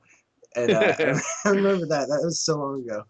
That's awesome. And actually, surprisingly, Justin Ryan 1988 was another guy that I watched when I first started, or before I started doing videos and stuff too. He's been around forever. I know there's more out there. I can't. Yeah, there's a lot of people who don't even make videos anymore that I remember watching early on and stuff. Oh yeah, there's lots of people that don't make videos anymore, which is kind of sad, but it happens. What about you, Jeremy? Definitely Dave, aka Mr. Parga, and Lori Mad Puppet Death. I remember watching her videos. I actually watched one of her videos today, her Cinema Wasteland update. Yeah. It's interesting. That's pretty much it. And a guy named Alcaro, who's not around anymore. He used to make videos and he stopped making videos. So mainly those three guys. So yeah. Yeah. After that, Rich from over at thedevilseyes.com asked, looking to the future of the genre, where do you see it going from here? As we've seen monsters, slashers, ghosts, games, found footage, torture, damn everything. Where can it go? What will bring it back to the fear, excitement of seeing a horror movie? Vampircons. Dude, I haven't checked the status of VampireCon, but I'm pretty sure it was like a total failure. I made a whole $8. That's so disappointing. Yeah. I don't think. I mean, the way I kind of perceived that question was that maybe there might be something wrong with the way horror's going right now. I don't know. The way I see it in the future, I see a lot more. I see a lot more indie directors coming up through the ranks and just kind of going that way and stuff. I think that horror films in the mainstream is not the most popular thing. I mean, I find that, I mean, maybe it's just me personally, but I find I get a lot more enjoyment out of the lower budget, kind of more indie films and stuff. I'm not saying that I just like, horror films because they're mainstream. That's not what I'm trying to we say. like The Conjuring and Insidious. There's been hits. There Cabin is in the films Woods. I do like some Cabin of in the films the that come out, Woods. like these theatrical films, or some of them are not bad. But just the way I see it kind of going right now, I see it kind of going the way of the indie director and stuff. There's so many good ones that are out there, and I think they're really keeping the genre fucking exciting. I mean, honestly, like so many movies that come out, I'm just absolutely blown away I by the totally quality of them. agree. And I honestly, I can answer this in a few different ways. For one, what is like the next big thing? Well, that is the $1 million question, right? If we knew, then shit, I would be making movies right now. But I also think that like one of the next big thing, one of the new like trends that we're seeing is horror on TV, and I really think it's only going to grow from here. And I think I actually like it. It's like there's horror on TV, and it's not on HBO in this anthology format. It's everywhere. It's on every channel. Every channel has a horror show right now, and I'm loving it. I love it. My only concern with that, like I do like that. I think that's super cool that there's there's a lot more horror related, TV shows and stuff. I think that's awesome. But as long as they don't come out with some fucking horror related reality shows. I mean, if it goes to reality show type deal, I'm gonna fucking snap, dude. I mean that's literally the line you can't fucking cross. You can't cross. I mean, you have like Ghost Hunters. You have Face Off, which is like kind of horror related. You have but yeah, Face Off is fucking good. I like that show. Yeah, Face Off is awesome. That's a good show. But yeah, okay, so yeah, like fucking if there's a horror like slasher version of like Survivor or something, I'm fucking done. But that's kind of what I meant, Yeah, but. yeah. So there's the whole TV thing, which I if we can get like Tales from the Crypt like renewed or like like redone, like not a remake but like relaunched, damn, that would be awesome. We need something like that. We need a good anthology. That's like, kind of the thing. Right, that's kind of the thing where it doesn't seem like it's going to. I mean, there's a lot of series popping up. We got the From Dusk Till Dawn series. We've got fucking Bates Motel. We got fucking Scream. We got Hellraiser. There was a Hellraiser series in the talks. Probably still is. There's so many. That's the thing. And we grew up with a lot of horror anthology related TV series. Where's the anthologies? I mean, I would like to see something come out. Yeah, for sure. I do.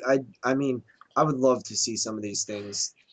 So some of these like Tales from the Crypt, Tales from the Dark Side, Monsters, like all that stuff. We need something like that. And I think it's only a matter of time before Tales from the Crypt relaunches. I see it happening. I think they're gonna do it as this moves along.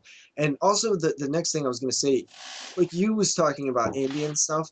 And I honestly think like that is the future. And I don't think it's only going to be like indie, but I think these like crowd-funded, pay to see like I think it's eventually going to go to where a lot of these films are solely going to get made. We're going to be able to make the films we want by paying for them like upfront. Like we're going to fund these films before they come out. I totally agree, and it's because the studios aren't going to make a lot of these films. I mean, for obvious reasons, like they're hard to market and stuff like that. But these are the type of films that us genre fans want to see and stuff, and we're willing to put the effort into actually funding these things and doing it. So I think it's actually the way to go. And You know, I you got to realize like this is still so new. Like once people really figure out how to tackle these like indie campaigns and stuff, these crowdfunded campaigns, like once there's like a blueprint to how to go after it and get your stuff out there and make sure all the sites are posting about it and make sure everybody's covering it and talking about it, I think we're going to see a lot more of these like crowdfunded things really working the way they should be working and being able to see what we want to see, pay for what we want to watch, and it working like that. Yeah, I think once you get the ball rolling with it, I think that you know, once people start seeing that, you know, you're meeting your, you know, your goals to make the film and stuff, I think it's just gonna start a major trend. You know, like, I mean, you mentioned VampireCon and maybe you know, failing miserably. It's also because, you know, the word didn't get out and stuff. But I think once it gets going and you start to see some films that are actually meeting their goals and being made this way, I think it's just gonna catch right the fuck on, and we're gonna see a lot of good shit down in the future. Well, that's exactly why VampireCon didn't get Yeah, well, there was nobody. They did not send it to the all of the. It like literally no site posted about it. I don't think anybody besides us like knew it even happened. Like I think yeah. Dread Central was like the only site that kind of like got to like even let anybody know about it. It was like it was like just a completely lack of They need to relaunch that promotion. Man. You know, Yeah. just have a little bit of promotion to relaunch it and then see where it goes from there. Because, I mean, we all know we're going to support it. You know, we're going to talk about it and stuff. And, you know, we're trying to, you know, we're helping spread the word and stuff. But I guess we just didn't do a good enough job, guys. We didn't bring up VampireCon. Well, we was off for like 3 weeks. I'm sure if we was on, it would have got made. Yeah, totally, man. You know, fucking my bad. But yeah. So, you know, I think does anybody have anything to add to that one? I think we kind of nailed it. Yeah. Yeah. So after that, Zach asks us if you could collect horror movies from only one decade, what decade would you choose? He says the 70s. I think I just got to go with the 80s because there's 80s. so much gold there that I still have yet to uncover. And like, I know a lot of people have seen like a lot of the 80s films, but I'm still finding just like amazing ones. So. Yeah, it's a no-brainer for me, man. I'm obsessed with the 80s in all aspects, so it's got to be the fucking 80s for me, man. Yep, 80s. Hands down. And wait, okay. Well, did everybody answer that? Yeah. Go ahead. Okay. Zach says, "Who's your favorite director of the Splat Pack?" Does anybody know what that means? No. Of the what pack? The Splat Pack. The Splat Pack. Who's all part of that? Is this a term that I'm not familiar with? Yeah, because I didn't know either. I probably should have asked before. Well, that's embarrassing. Let me see actually here. Zach, we will get back to you on that. Yeah. Yeah, you know what? I actually have heard the term before. Now that I actually think about it, I believe that there is like I think Adam Green is part of it. I want to say James Wan. You know what? I think Eli Roth. Oh my God, I think I got my brain rolling here. I think Robert Rodriguez maybe. I think there's a bunch of people in this, but yeah, since you guys don't really know what exactly it is, we'll come back to it next week. Yeah, that's a good question though.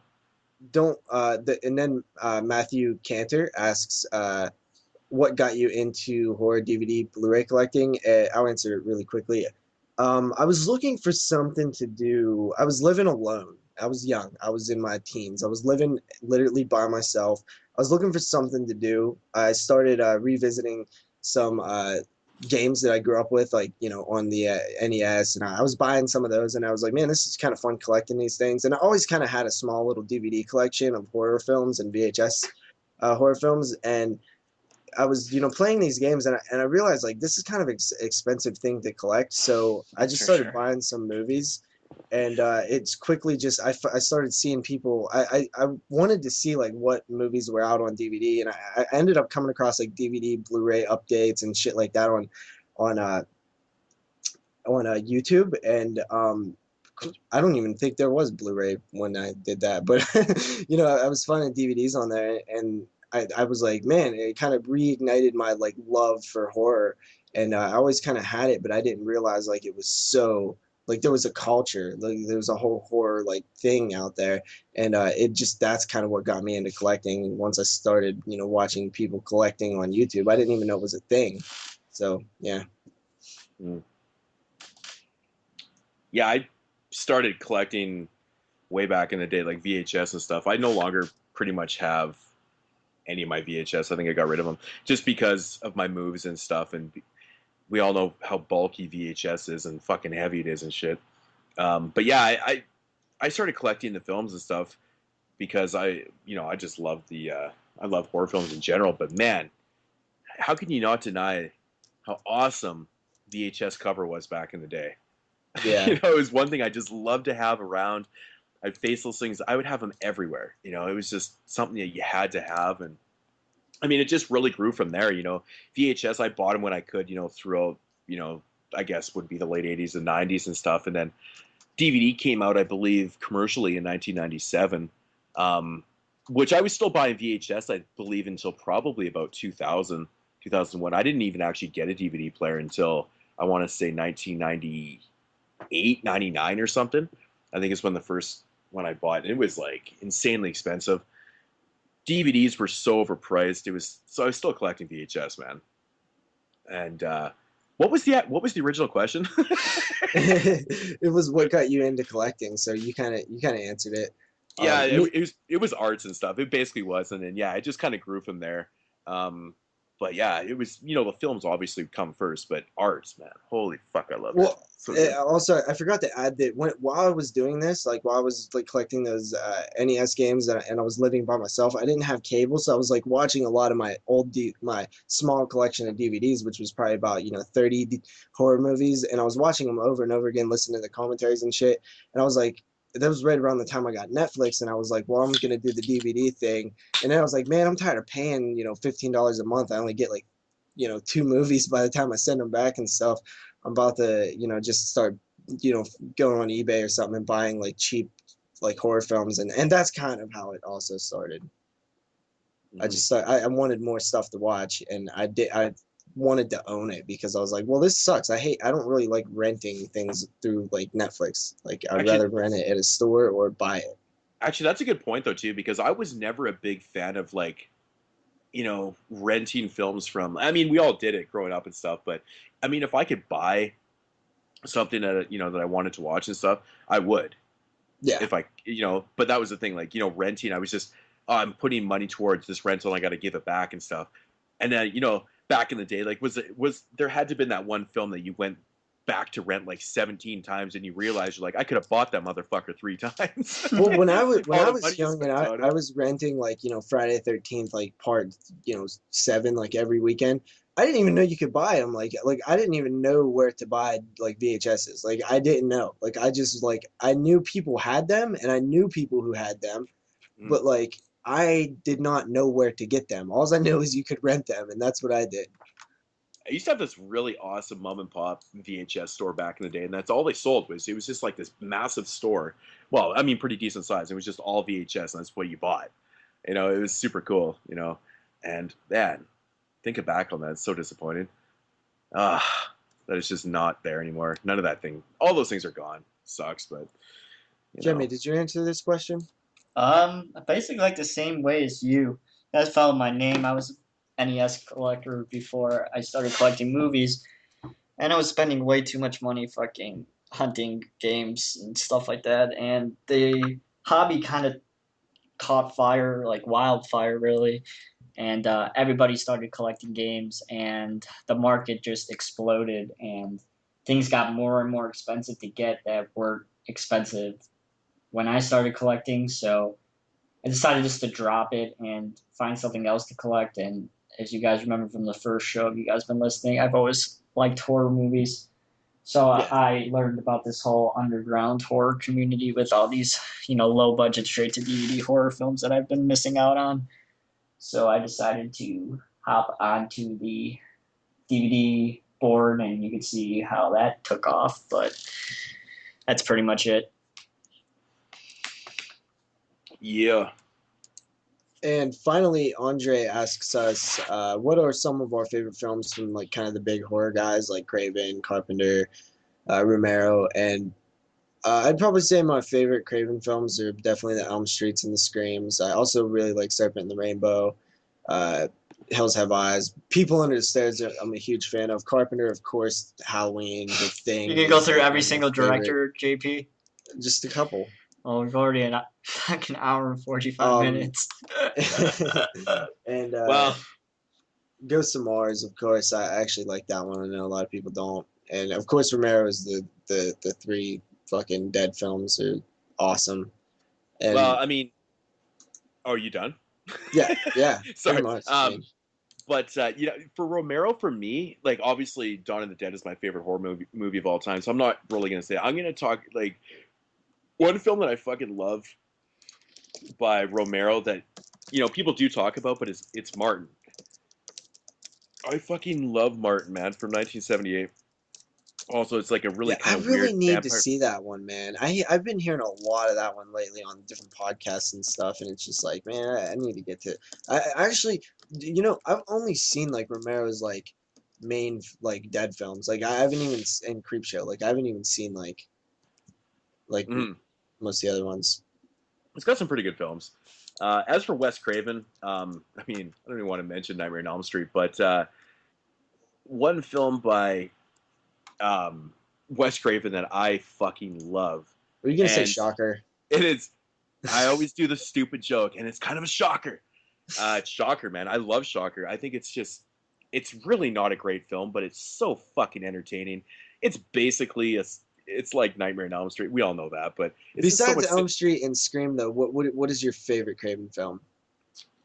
Well, Shocker, I think is probably, yeah, People on the Stairs. Those are Yeah, People two. Under Stairs. I have to go with People Under the Stairs, man. I love that movie. Same. It's such a like weird like kind of film. I think one of the most underrated Wes Craven films, though, has got to be Deadly Friend. I mean, Deadly Friend does get talked It's about a little got to bit. be My Soul to Take, actually. I mean, yeah, maybe for you. I think Deadly Friend's a better movie. No, But Deadly for me, Friend is cool, man. I think like Deadly Friend's a really fun kind of, just kind of overlooked Craven film. But There's like a explosion, like a head explosion or We something. could talk about Deadly that makes Blessing. me, Go like, back to the laugh. could go back to Burial Grounds and talk about fucking Deadly Blessing for finally, Yeah. Deadly Blessing, man. John Carpenter. Carpenter's such a, oh man, Man, pretty much his whole Christine filmography fucking- is so yeah. amazing.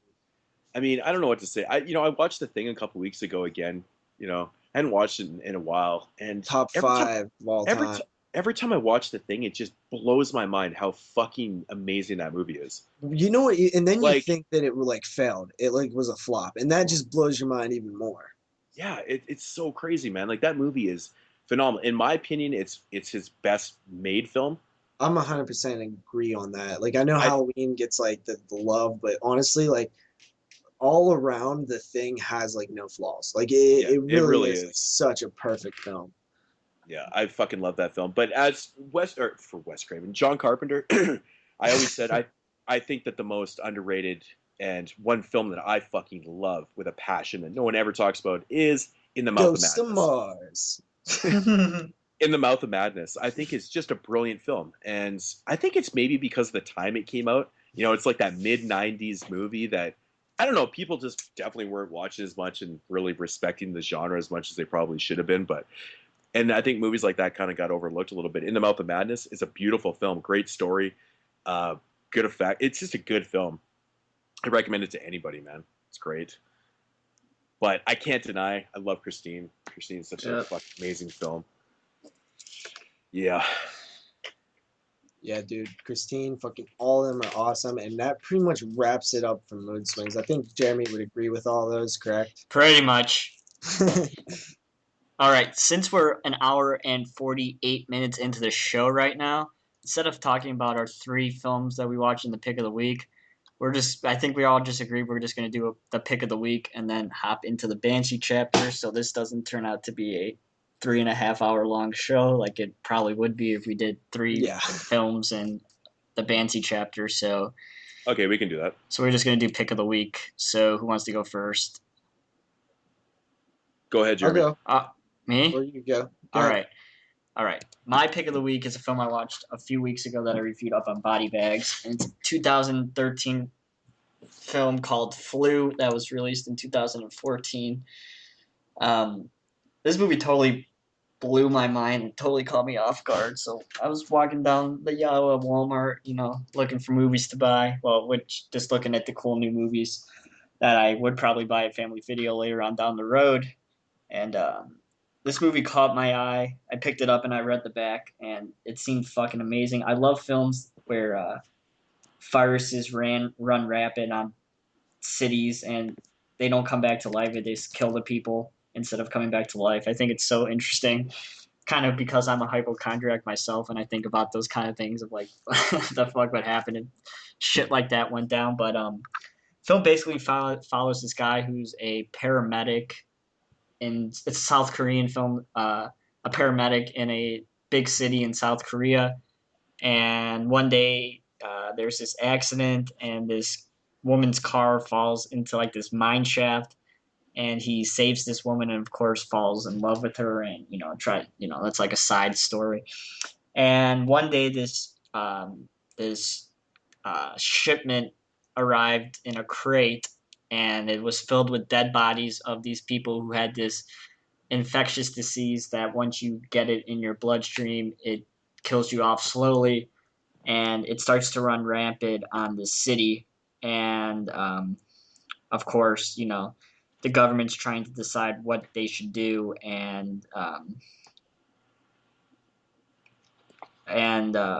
so of course, this woman who this guy loves, who's falling in love with, has a daughter, a little daughter, who does a really fucking awesome job in this film. She's about like 5 or 6. She's just so fucking good in this movie. Really awesome performance from this little girl. And of course, she gets the virus, and it's basically them trying to show that, trying to keep her alive and not let her get killed by the government, who's trying to kill everybody who has this virus. So that's basically the film, is them trying to keep this little girl alive who has the virus. And it's just really, really well done. It has a great atmosphere and great acting. And if you guys like those virus type films of running rapid on cities, I highly recommend it. I think it was a pretty large production. It had a lot of extras and things like that. And don't be surprised if you see this on my top 10 list at the end of the year. It gets one of my highest ratings I gave on the show. I gave it a 9.5 out of 10. I highly recommend you guys go check it out. It's really fucking good. God damn. Have we gave any 10s yet? No, I don't think so. That is a high rating, man. I actually have Flu sitting right in front of me. I picked it up when I was with Jeremy. Yeah, I got to check it out, man. It just sounds really intriguing. It's really good. I highly recommend it. The cover kind of looks like the cover of Mold. Yeah. It's the one guy who plays the fog mask guy in every fucking movie. Yeah. Yeah. It's awesome. Yep. All right, I guess I'll go next. My pick of the week is a little bit different than normally. It's not a movie, and it's not really. Did you say it's not a movie? Yeah, it's not a movie. That totally threw me off. I was gonna say, is it Terminator 2? No, but it's not a movie, and it's not really like for adults. So wow. My pick of the week is a TV series show from the 90s. It was on Nickelodeon. Are You Afraid of the Dark? No, I wasn't. So You Afraid of the Dark? It is Real Monster. You picked up the Shout Factory edition. I picked up the complete series, and while you guys was gone, I was like, you know what? I'm gonna start going through some TV series. And I finished up, as you guys know, I was on the incredible journey of Fresh Prince of Bel-Air. I finished all 6 seasons, and that was quite a journey. And I decided, hey, let's start with some Real Monsters, burn through these really quick. And I gotta say, man, this is an awesome ass show. This show is really cool. I of course probably seen every episode in the 90s. It was one of the shows that I watched all the time. It follows a group of these uniquely designed monsters, and that's what's really cool about this show is all the monsters look like these like unique monsters. They're not typical like generically created monsters. They're art, and they are basically scaring humans, and they kind of have this whole like mythology and stuff like that's expanded on throughout the series. I finished the first season. They're like toenails, for example, is their currency. Like human toenails are like awesome to them. Of course, like everything is like opposite of like pretty. Like you look disgusting today. Why, thank you, or whatever. And it kind of has this. There's all these like cool like things, like these little tropes that they get into in the episodes that are what you would expect normal like cartoons to do. Like they kind of have all these like unique stories. Like there's not really the typical like uh stories that you normally see in cartoon shows. And also I think like the strongest point of this entire show is just the animation in general. Like it Yeah. is creepy. It's like nasty. They live in a dump. There's like they do like creepy It's- well. They do scary well. Spooky. I always compare every '90s Nick show as to why me and JP's generation are so fucked up in the head, because the shows we watched growing up are fucking terrifying. Like Legends of the Hidden Temple. If you guys ever remember watching Legends of the Hidden Temple, Of it was course. it was a game show in the fucking on Nickelodeon. And when these Silver people, snakes all day, baby. yeah, when these people went in this fucking temple at the end of the game, they would get grabbed by like these By fucking the trees, dude. no, The by the trees were trees, scary, or the man. temple guards, and the temple guards are like Yeah. these fucking weird ass people that I felt would like rape these kids in the back after they fucking like grab them. Yeah, dude, really. I mean, What? the 90s had some Jesus. great stuff, man. And it was a little less like uh apologetic, and it kind of like had like a lot of like these undertones that like as adults you kind of catch now, but like kids wouldn't get them back then. Especially in And Rocco's Modern Life, man, big yeah, time. especially in Rocko's Modern Life. And Our Real Monsters is just it's gross, man. Like they pull their guts out of their stomach and stuff, and it's cool as hell, and it wouldn't happen today. No way. It's awesome, man. Yeah, Our Real Monsters. I picked up the entire series, same. which is like $20 at 52 Walmart. episodes for $20 at Walmart, Yeah, and you could probably find it cheaper online. It's definitely worth yeah, it, it's and worth it's it. a fun show. And these are fun because you would throw it on, and there's like two episodes. Each episode has two stories, so they're like 10 minutes It's like long Rugrats each, if you 12 guys been minutes watching. long each. It's so fun, man. You could burn through a whole season in a day or two. It's awesome. Yeah, it's a good show. Huh. Well, I'm a '90s Nick kid, so of course I'm gonna say that. But Yeah, me too. So, is it appropriate to rate that? Like, did you give Uh, a rating? No, you didn't. Well, I mean, for the first season, I give it in terms of like TV, it's definitely a solid 8. Holy shit, the ratings are high today, folks. yeah, Wow. let's see if Moodz can live up with the hype All right. ratings. Yeah, so my pick of the week is a film I actually watched when I was in Chicago on Netflix. I don't actually have this yet. But man, this shit blew me away, man. From last year, 2013. It's called Contracted. Yeah, I've seen Midnight. Dude, I swear to Oh, God, I've been looking at this thing on eBay like for some reason, this film has like caught my attention and just been super interesting to me since like Jeremy talked about it or the DVD was announced or whatever. It was part of the news, I think. And I'm on eBay like every day, like, let me find it for a good price. And I cannot find That it ain't for a gonna good happen price. for a little while. Yeah. yeah, that's the thing, and that's why I don't have it either, because I You just can't have to find the wait till price on it. Family Video drops it down, and then Yeah. it'll start to go cheap. But yeah, it's fucking IFC, man.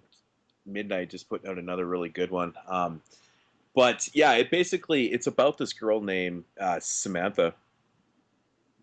She's got issues. She lives with her mom. Her mom has some major problems with her, specifically because of her sexual orientation. Uh, Samantha is a lesbian.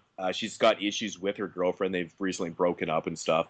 And so she's kind of dealing with that and her mom and stuff. And she's also at the same time trying to get into, I believe, some type of school or whatever. She's waiting to hear back on that. So she's got all this going on. Anyways, one night she's at she goes to a friend's house to go party and stuff. And she essentially is being hit on by this one guy. Throughout the whole movie, this guy is always around. He's always being a kind of creepy and shit like that. And he knows that she's a lesbian, but this guy continuously kind of fucking follows around. It's just kind of weird, kind of subplot to the thing. But anyway, she's at this party and whatnot, partying it up and stuff, and she's not really there to get real shit faced and stuff. But her friend insists that she has a bunch of drinks. So she has a few shots and stuff. She gets a little tipsy and she meets this guy. And you never really see his face. You kind of see him from the side and whatnot. And basically what happens is he kind of date rapes her. She's a lesbian. She's not really there to be sleeping with guys and stuff. And basically what happens is that, yeah, he sleeps with her and stuff. She knows, what happened and stuff. Anyway, she wakes up the next day and she's like kind of sick and shit. And like... It basically takes place over 3 days, like from the time which she thinks she contracts like an STD from this guy to the time the film ends is about 3 days. So she wakes up this first morning, she's real sick, she's got like sore throat and stuff, and she's like fucking bleeding and stuff, like out her area and shit is real fucking nasty. So basically the whole film. Area? Oh, come on, JP. Yeah. So basically the whole film, like next step, she goes to the doctor, tries to figure out what's going on and shit like that. And they can't fucking figure it out, man. Like the doctor's very confused and shit because she's got like all these weird symptoms and stuff. But the best thing about this movie is that you really don't know what the fuck happened to her because you never it's such a mystery. It's such a mystery, man. It's very cool. I'm not going to give away the ending or nothing, Yeah, definitely. But it's very cool because you never you don't get to see this guy's face and stuff, and but it's very cool how they do her, kind of changing over these 3 days, getting sicker and stuff. Like her eyes start getting major fucked up, bloodshot. She's bleeding out her vagina, like she's pissing blood. There you go, JP. Now you know. Area. Okay. She's like aging and like all the shit that's happening to her and stuff. And there's some really, really nasty scenes in this film actually later on and stuff. Better be. But it's basically about her just kind of breaking down and what's really happening to her. And and there's not really a whole lot more I can really say without giving anything away. But man, that's enough for me. What a great film! What a great film though. Like it was good. It was really good. And it's just fuck. There's some parts, man. I gagged. I knew. Not gonna lie. Oh man, once you see it, you'll know exactly what I'm talking about. But so, really well done film. Really well done film. The girl that plays Sam, I'm not sure what her name is, like Nahara Townsend or something like that. She really good job in the lead role. She did a really good job, very convincing when she's fighting with her mom, and and she's very, she's kind of got that attitude towards her mom because her mom doesn't respect her as a person, and she pulls it off really well. But then she's very genuine and she's kind of like subdued a little bit. Like she kind of fucked up things with her girlfriend, right? And when she's trying to deal with her girlfriend and get her back and stuff, she's like a totally different type of person. She's trying to be very sympathetic for her mistakes and stuff. And I think it's just really well acted and stuff. And like I said, you got this subplot with, this guy that's kind of following around and stuff, and which is kind of an interesting subplot. It doesn't really add a whole lot to the movie, but it doesn't take away anything either. So I just, oh man, it's just good. It's just good. Everyone check it out. Fucking amazing. I love when I watch films like this because it just keeps me thinking for days. But this sounds like the type of film that like is the reason like we are like horror fans. Like when we find these awesome like films like this. Yeah, totally. If I had to rate it, I'd give it like a 9 out of 10. Really? Yeah, man, it's really like, good. I can't this wait is one to of get those this cases where like I've wanted to see this, and like hearing like credible people like give it good ratings, like it even makes me. It just like I know I'm gonna like it now. I honestly think most people will like this film. It's different. It's got a really unique type of feel. Yeah, that's why it kind of interests me to begin with. Like when I first read about it, I was like, oh shit, this sounds cool. Yeah, definitely worth the watch, man. It's fucking good. Like I said, I can't wait to pick it up. IFC does it again. Yep. All right. So I hope you guys enjoyed the short and what we watched section. We're running a little bit over time. We're just past the 2 hour mark here. We're going to get into our discussion of the 2013 released and 2014 film Banshee Chapter, and I'm going to pass the torch over to good old JP so he can do his usual synopsis of the film like he does every time. So, JP.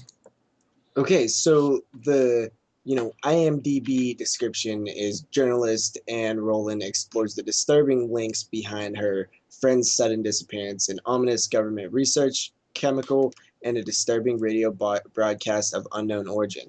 So also, this film is kind of about this experimental drug, which, I remember seeing the trailer for this film because back a while ago when I did the horror news, and I totally forgot about it, but I always remembered the idea behind it, and it instantly caught my attention because the first thing that they say in the trailer is, this is dimethyltryptamine, which is a drug, DMT.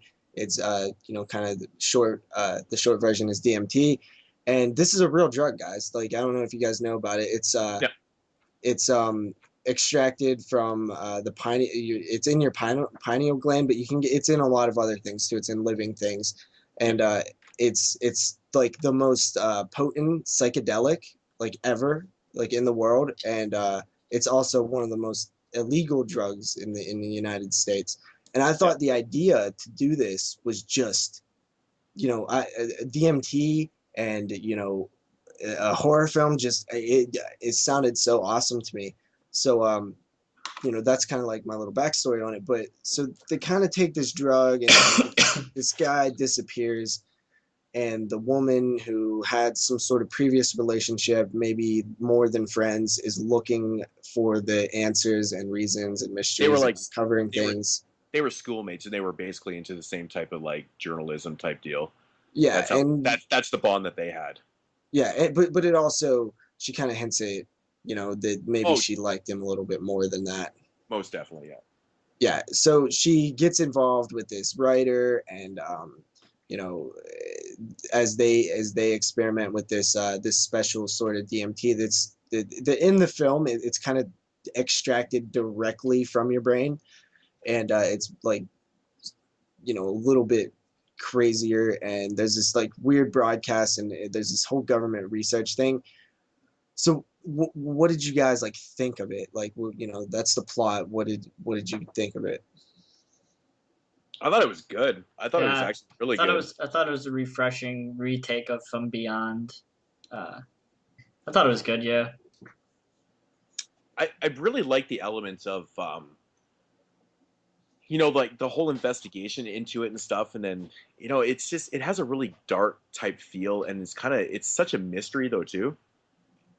Mm-hmm.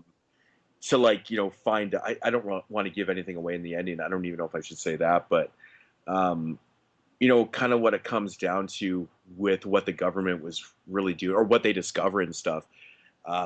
There's a lot of mystery to this film though. Would you there definitely agree? Is. Yeah. There's a lot left unexplained, and there is kind of a reveal at the end. And honestly, guys, like when it was revealed, I was like, like I wasn't like exciting, or I wasn't like, oh, that was cool or something. It's just like, oh, that's what, okay. Like it didn't really do anything for me. I thought that this film had like so much like things going for it with the whole DMT thing, and I'm like, I know that it probably had to do with budget, but it feels like there was just so much possibility for like just these like crazy scenes of like hallucinations and shit like that they didn't even get to at all. But I don't know, like, do you think it would have been appropriate to like kind of put, I mean, I guess maybe to have one in there or something, but it's not really about, it's more about finding out what really happened to her friends, and it's about investigating. I don't know if it's strictly about throwing in psychedelic scenes and kind of tripping out people like that. I think it would kind of. I think if you threw in too much of that, it would kind of take away from what the movie is really about: is her investigating and finding out what the fuck happened to her friend, and then covering all this shit that's going on with the government and fucking. I agree that that's what it is about, but I don't think that's what it should have been about. I think that this whole DMT concept is so much stronger. And they had a little, but it is a lot about that too, which is like, I'm just saying, you had so much there working with. It's original. Nobody has done it yet, and it's something that I've thought about before. And I was just like, wow, this is going to be so cool. The whole like concept of dimethyltryptamine is so fascinating to use in a horror film, and they just kind of they don't utilize all the tools that they had, and it really kind of irked me the whole time I was watching it. I don't know. I actually really enjoyed it. I really enjoyed the investigation. I think that there's some creepy fucking moments in this film, man. Like some genuinely creepy well, films. I was gonna get to that, and I'll be straight up honest, and this is why my rating comes in where it does, because it kind of sounds like I'm down on it at first, but I actually it scared me twice. This film actually scared me twice, and any film that can do that, it's automatic props, Okay, and, I'm not sure what scenes did it for you, but I have to say, when the lead character, I already forget her fucking name. I'm so bad with names. But anyways, we know the lead girl. And I might add, where is she from? Is she Australian or is she English? I would say she's English, I think. Because I actually couldn't tell. I was like, okay. I couldn't really either. But all right, so there was this around the security camera, and then towards the end, both of those spots like kind of got me. And I think that yeah, the scene where she goes into that house and she goes downstairs and finds all that equipment and shit, and she's watching the computer screen, and she clicks or she presses play on the surveillance or whatever, and then it says that the girl that she's like Terry was there like 8 minutes prior. Yeah.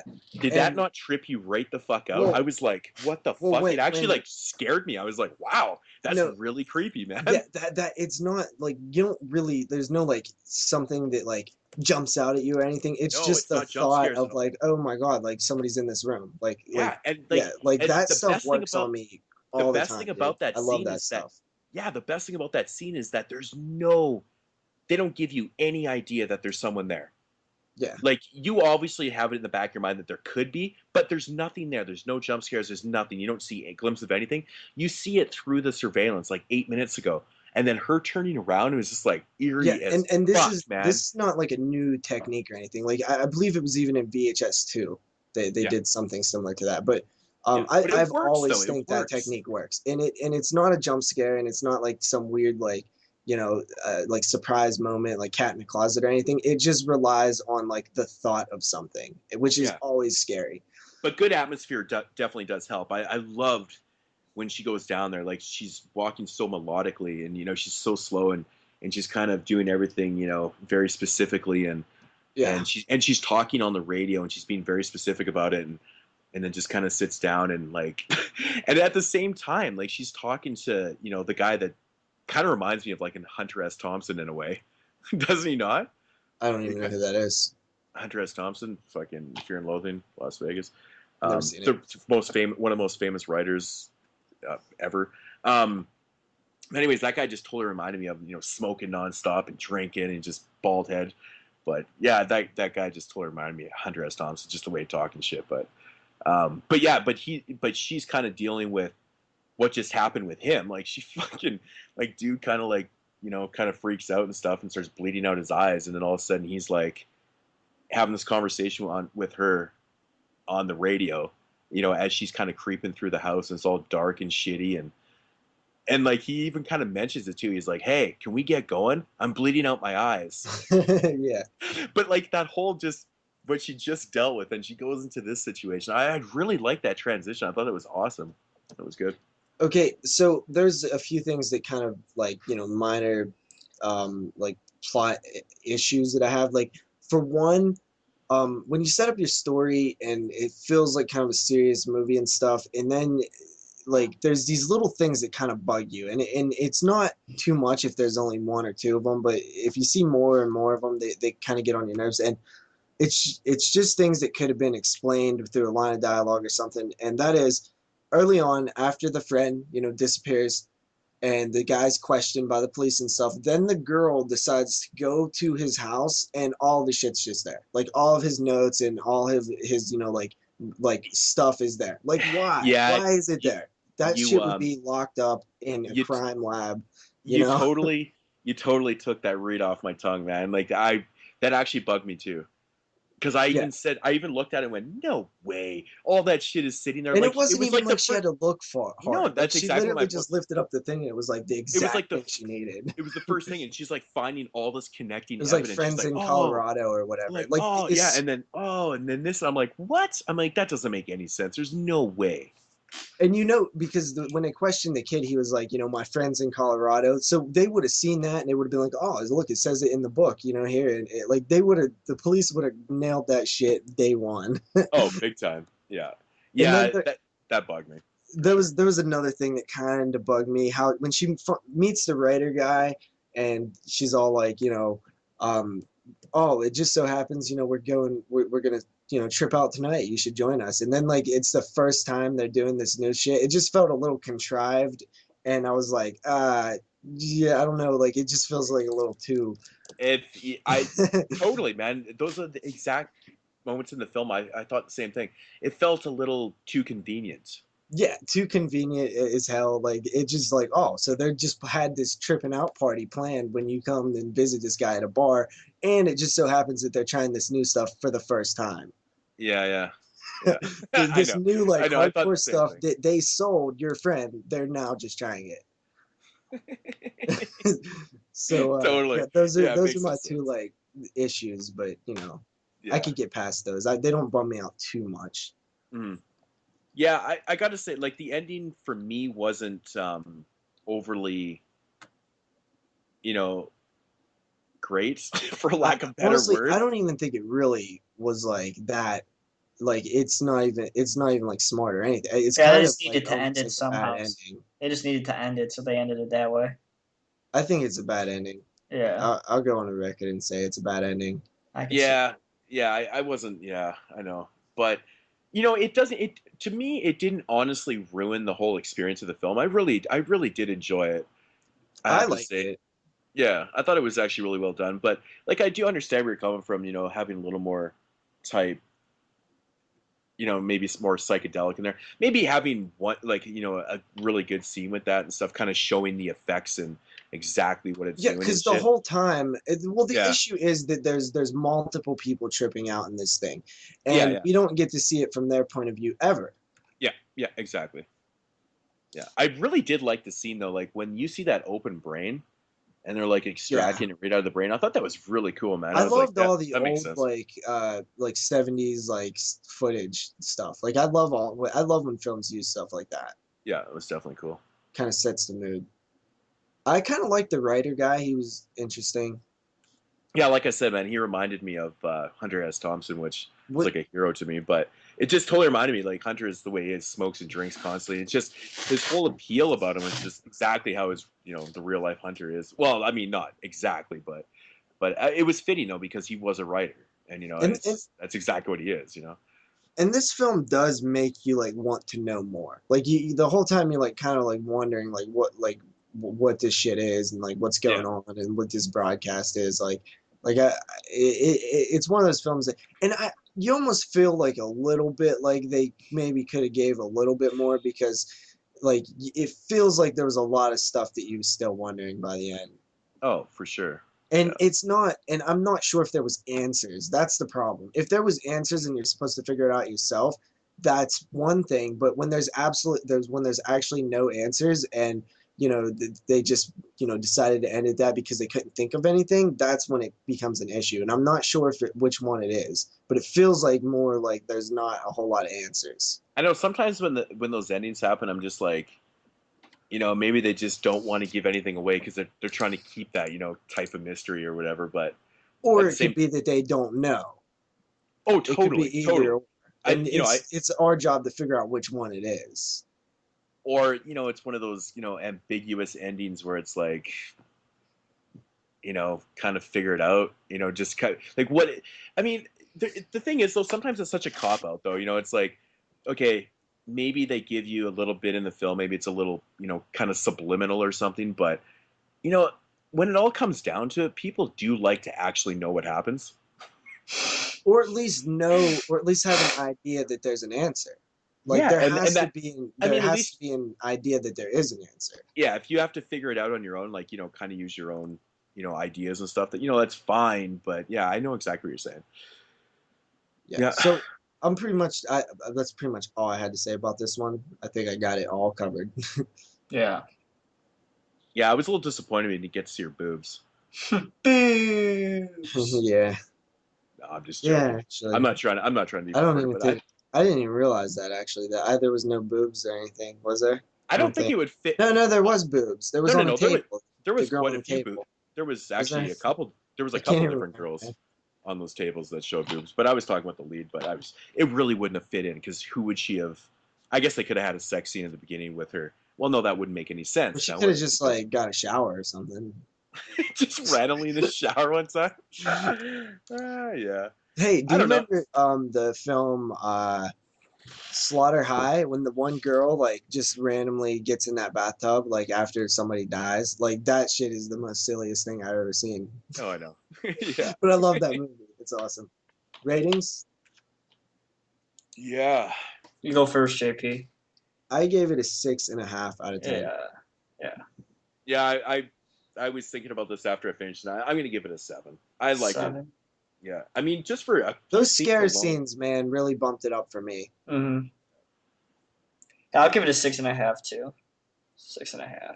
I'm going to stick solid with my 7. I do recommend the film. I think it's worth the watch and stuff. Yeah, it's worth it if you can get it for cheap. Well, I'll tell you one thing. It's put out by that Macabre label, and it's definitely better than the Thompsons. Yeah. You saw that at Family Video this week. I was actually contemplating picking it up just because I have the Hamiltons, and I was like, I could. The Hamiltons is sweet. The Thompsons isn't. Yeah, the Hamiltons is a great film. Dude, all right. One thing more about that, the fucking claws, man. Something about like long ass fingers like creeps me out. Yeah, I mean, long fingers aren't cool. Shit. No, it's just something about that image like creeps me out. Like long, like I'm talking about the Banshee chapter. Like like stuff with long fingers creeps me out. Anyway, one thing I wanted to say before we get out of here, I'm gonna crack open the Elm Street Blu-ray set and I'm gonna watch a couple of these, man, on my days off here. It's gonna be awesome. Nice. All right, so just a quick one reminder for people that have stuck around to the end. Top 5 slasher films from the 90s. Next week's question. Leave the answers down below. Yeah. All right. So thanks everybody for listening to the 15th episode of the 22 Shots of Moodz and Horror podcast. Next week we'll be back with another franchise show. And this time we'll be discussing the Fangoria Presents line. So there's 5 films that we're going to be talking about. So know what we watched. So know what we watched is the news, Moodz, Swingz, and then we'll hop into the Fangoria films, which is Inhuman Resources, Sin Reaper, Germsea, Axed, and Entity. So we'll be talking about those next week, so I hope you guys stay tuned. Thanks everybody again for watching. I'm your host Jeremy, aka NESRuler22. If you want to follow me on my channel, you can do so at youtube.com/NESRuler22. If you want to follow JP, aka the man who still hates Pee-wee's Playhouse, you can follow him over on his channel at youtube.com/doubleshotj. If you want to follow the man himself, Moodz, you can follow him on his channel at youtube.com/Moodz616 or click the subscribe button right down below, or if you're listening to this on the doubleeyes.com or over on iTunes. Or knowyourhorror.com. Also, you can hit up our email address at 22shotsofmoodsandhorror@gmail.com. We're also on Facebook. Twitter now. You can find us there at 22 shots. I think it's something like 22 shots. I gotta look it up. Way to go, JP. I'll get back on that. It's just starting up, but we're going to be on the Twitter a little bit, and of course the Facebook group. If you've not joined our Facebook group, please just send a friend request or whatever. We get them a lot actually, and the group is growing, and there's a lot of cool cats on there. We seem to get honestly the coolest cats. Yeah, we get quite a few actually. Every time I look, we have like new members and stuff, so it's pretty cool. Thanks everybody again for talking over on there. Really do read and talk to you guys, so. Thanks again, everybody. Hope everybody had a good week and everyone have a safe week ahead. talk to you guys again next Monday with another episode. So see you guys later. Peace.